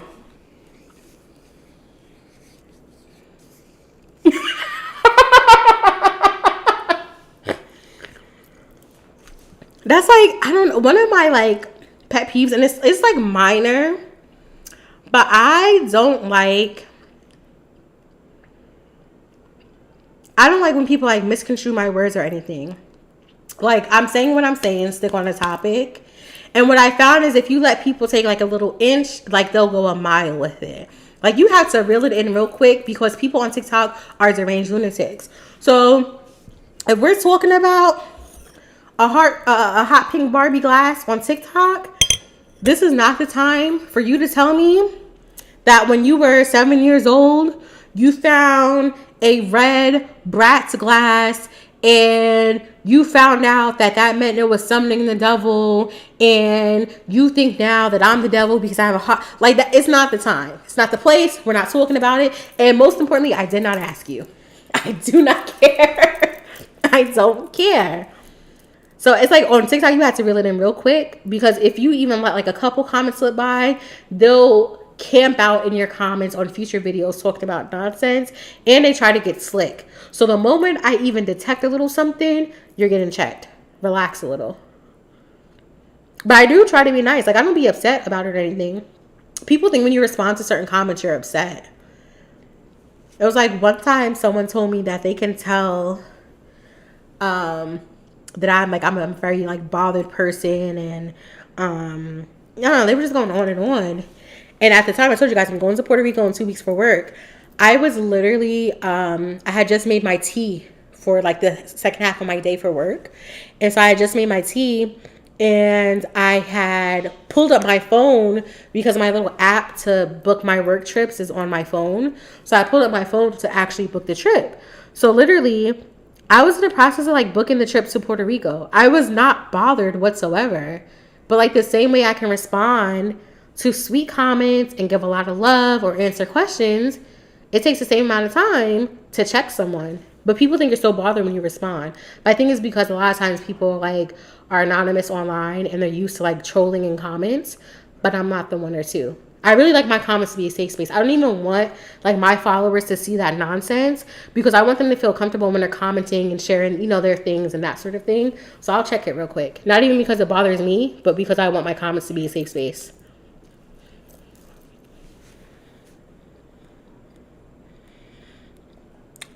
Okay, Reebok, Nike, and Adidas all have extra % off on their clearance. Oh my gosh, why are you telling me that?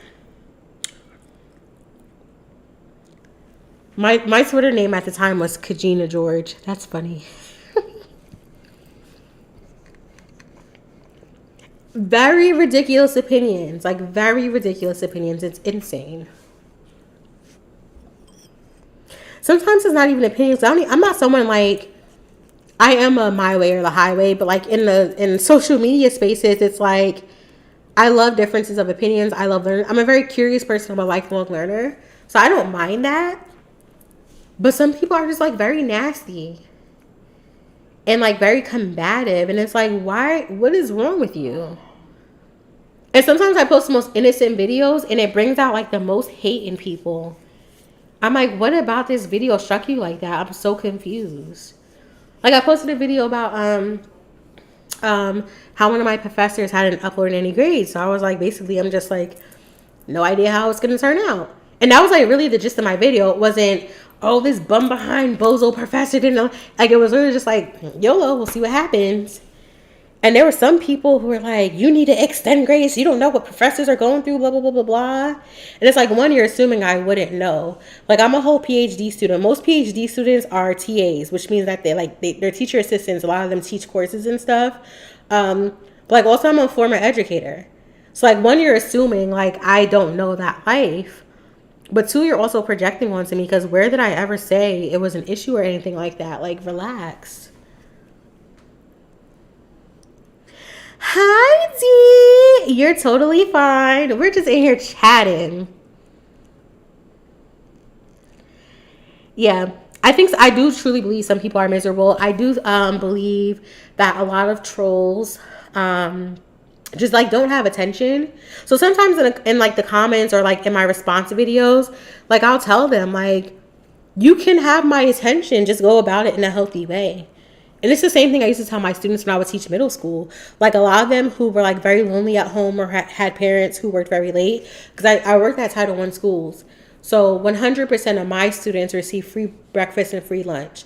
The school I taught at when I was teaching at a middle school was on the verge of getting shut down. It was one of the bottom 2 schools in the district. So like that's the population I was working with. And so a lot of them like had parents who were like working late shifts overnight.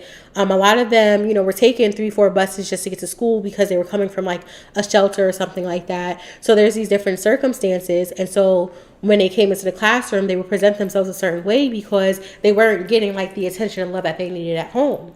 And I would always tell them, you're wildin'. Like literally, if you want my attention, you can have it. But don't go about it this way like you're doing too much. And I don't like that. Like, just relax. You can have my attention. You can talk to me. You can sit at my desk. I would sit down at their desk. We would have carpet time. Yes, even my middle school, 6th graders. I would have carpet time. I would read books to them. I would eat my lunch with them. Like, you can have my attention, but I'm not giving it to you if you're acting that way. And I think with a lot of online trolls, like, they don't have, like, a social circle or anything. So they're literally acting out for any ounce of attention. But like literally, if you just talk to me like a normal, hinged, sane person, I will respond. Like you don't have to go about it the crazy way.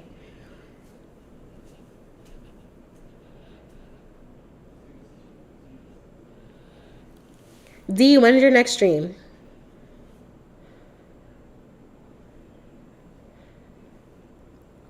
And you know what, Kendra? I think that's literally right. Like I think it's bothersome for people that I'm very like unbothered and just living life. But I don't know why though. Because I feel like even when I share things on my page, like I was sharing my first video for Princmas, I was sharing my princess process. When I shared that video on TikTok, I literally for a minute had to like private that video. People were doing too much. It was insane. And I really could not identify it because the video was so innocent. It was literally just me sharing the things that I do. And people were so nasty in those comments towards me. Like it was unbelievable. Like you would think I slept with their father. Like they were so nasty in those comments.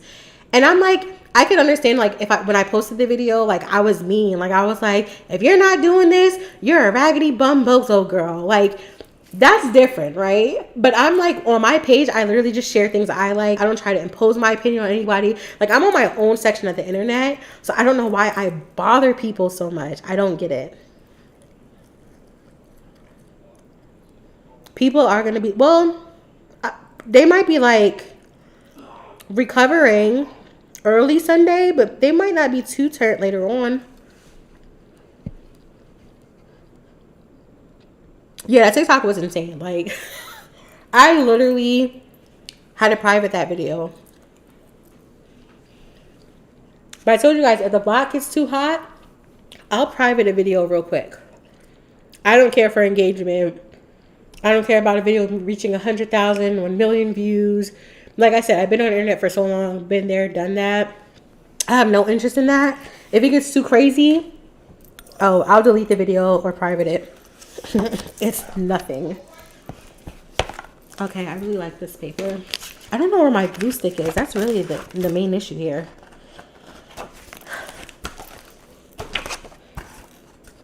I don't know where my scissors are. We've been drinking. Oh, I have another shot. Okay. I feel like this one, I can't tell what scent, what this is.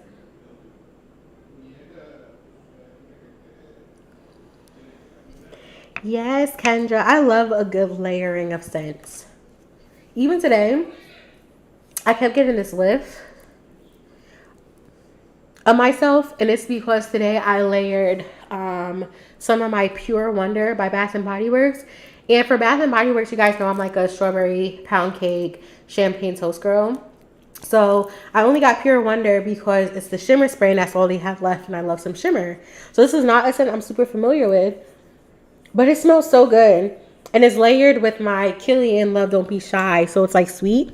But Pure Wonder smells very like clean, fresh. That's the best way I can say it. Yes, perfumes and oils. Like layering is literally like that's the art. There is an art to layering. Okay, I think I've had enough crab.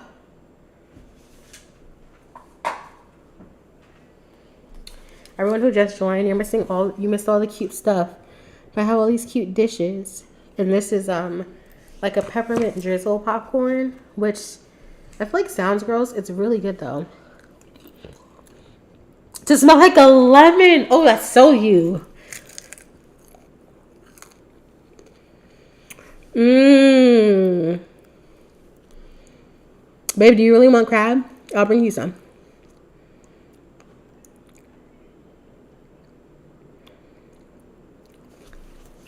It's really such an art.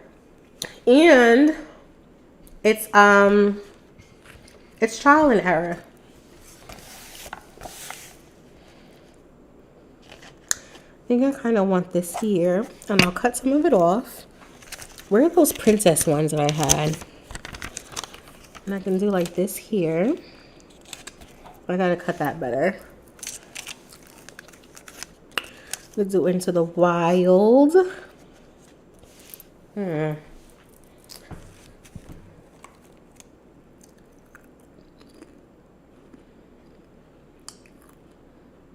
Oh, Pink doesn't have to. You can let Pink out, baby. Oh, and doesn't she need to eat?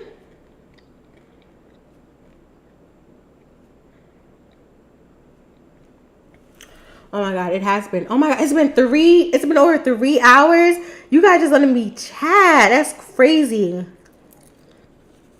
My dog there needs to eat. I have some fruit here, but it's no lemon. My pretty fruit platter.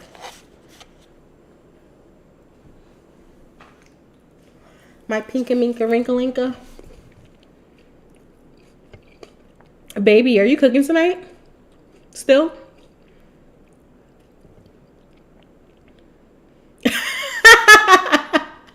Bye, please. Oh, D, look at my other one. Hold on. Look how cute this is. Okay, wait. Before we go, let's look at this gift away.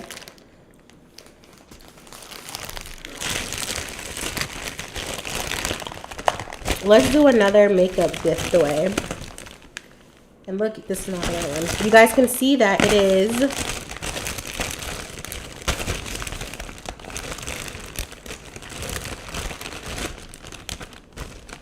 I can't tell which is which. This is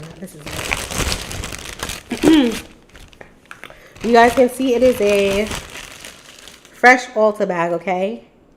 And you'll have to Google this palette because it's sealed closed and I don't want to open it to show you guys. But this one, today's prize gift is a Juvia's Place The Berries palette. And the NYX, this is Milky Lip Gloss. This one is called Cherry Skimmed. Let me see if I can get it closer. So for those of you here, if you are interested, I don't even know how, I feel like I saved the chat. You can do a brown heart emoji or just type brown heart if you're interested in this thing. What I've been doing is I can just like copy the link to this and upload it into like a website, and it's just been picking winners that way.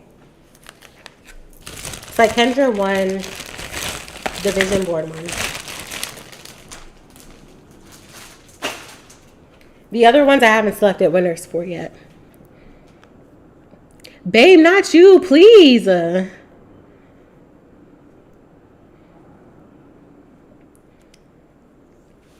would say the opposite, baby. I feel like you could probably smell like a banana more than a lemon. Lemons have such a clean smell.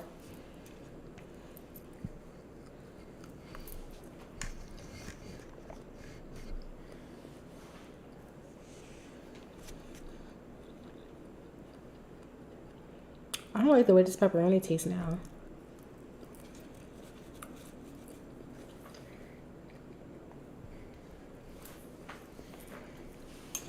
All right, guys, let me feed my dog there. Or rather, let boss man feed her. You're getting into fragrance because nothing lasts on you. Now, that's another thing. Yeah, I think that's where layering helps. That's like even with Bath and Body Works, I can smell that on me. But it's like layered. It's like a combination of like my soap, my perfume, that sort of thing. He can't answer. I'm ignoring him. I don't even know why he's... I don't know what he's doing. Now that I know this file, I'm gonna help you find one. Anyways, yeah. I did not realize I was on here for this long, just chatting.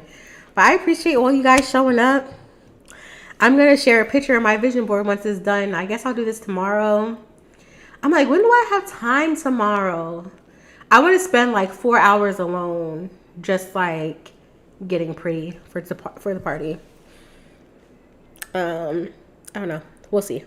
But let me go so my mans can get in here and cook us dinner. It's 10:30. I hate late dinners. Thank you for showing up. I'm glad you have fun. I'll be back on live stream on Monday to play the Rats game. I've literally been saving it just for stream. So I haven't cheated. I haven't opened it. None of that. So that'll be fresh and new. I'm looking forward to that. And then we'll have to find another time for like just girl chat like today. I enjoyed this. Yes, Lush. I love Lush. Thanks, baby boy. All right, let me end this so that we can eat. Oh, okay, so you like the lake stream. Okay, that's how. And it looks like more people jumped on later, so I'll keep that in mind. I wasn't sure. Like, I be thotting and bopping in the streets.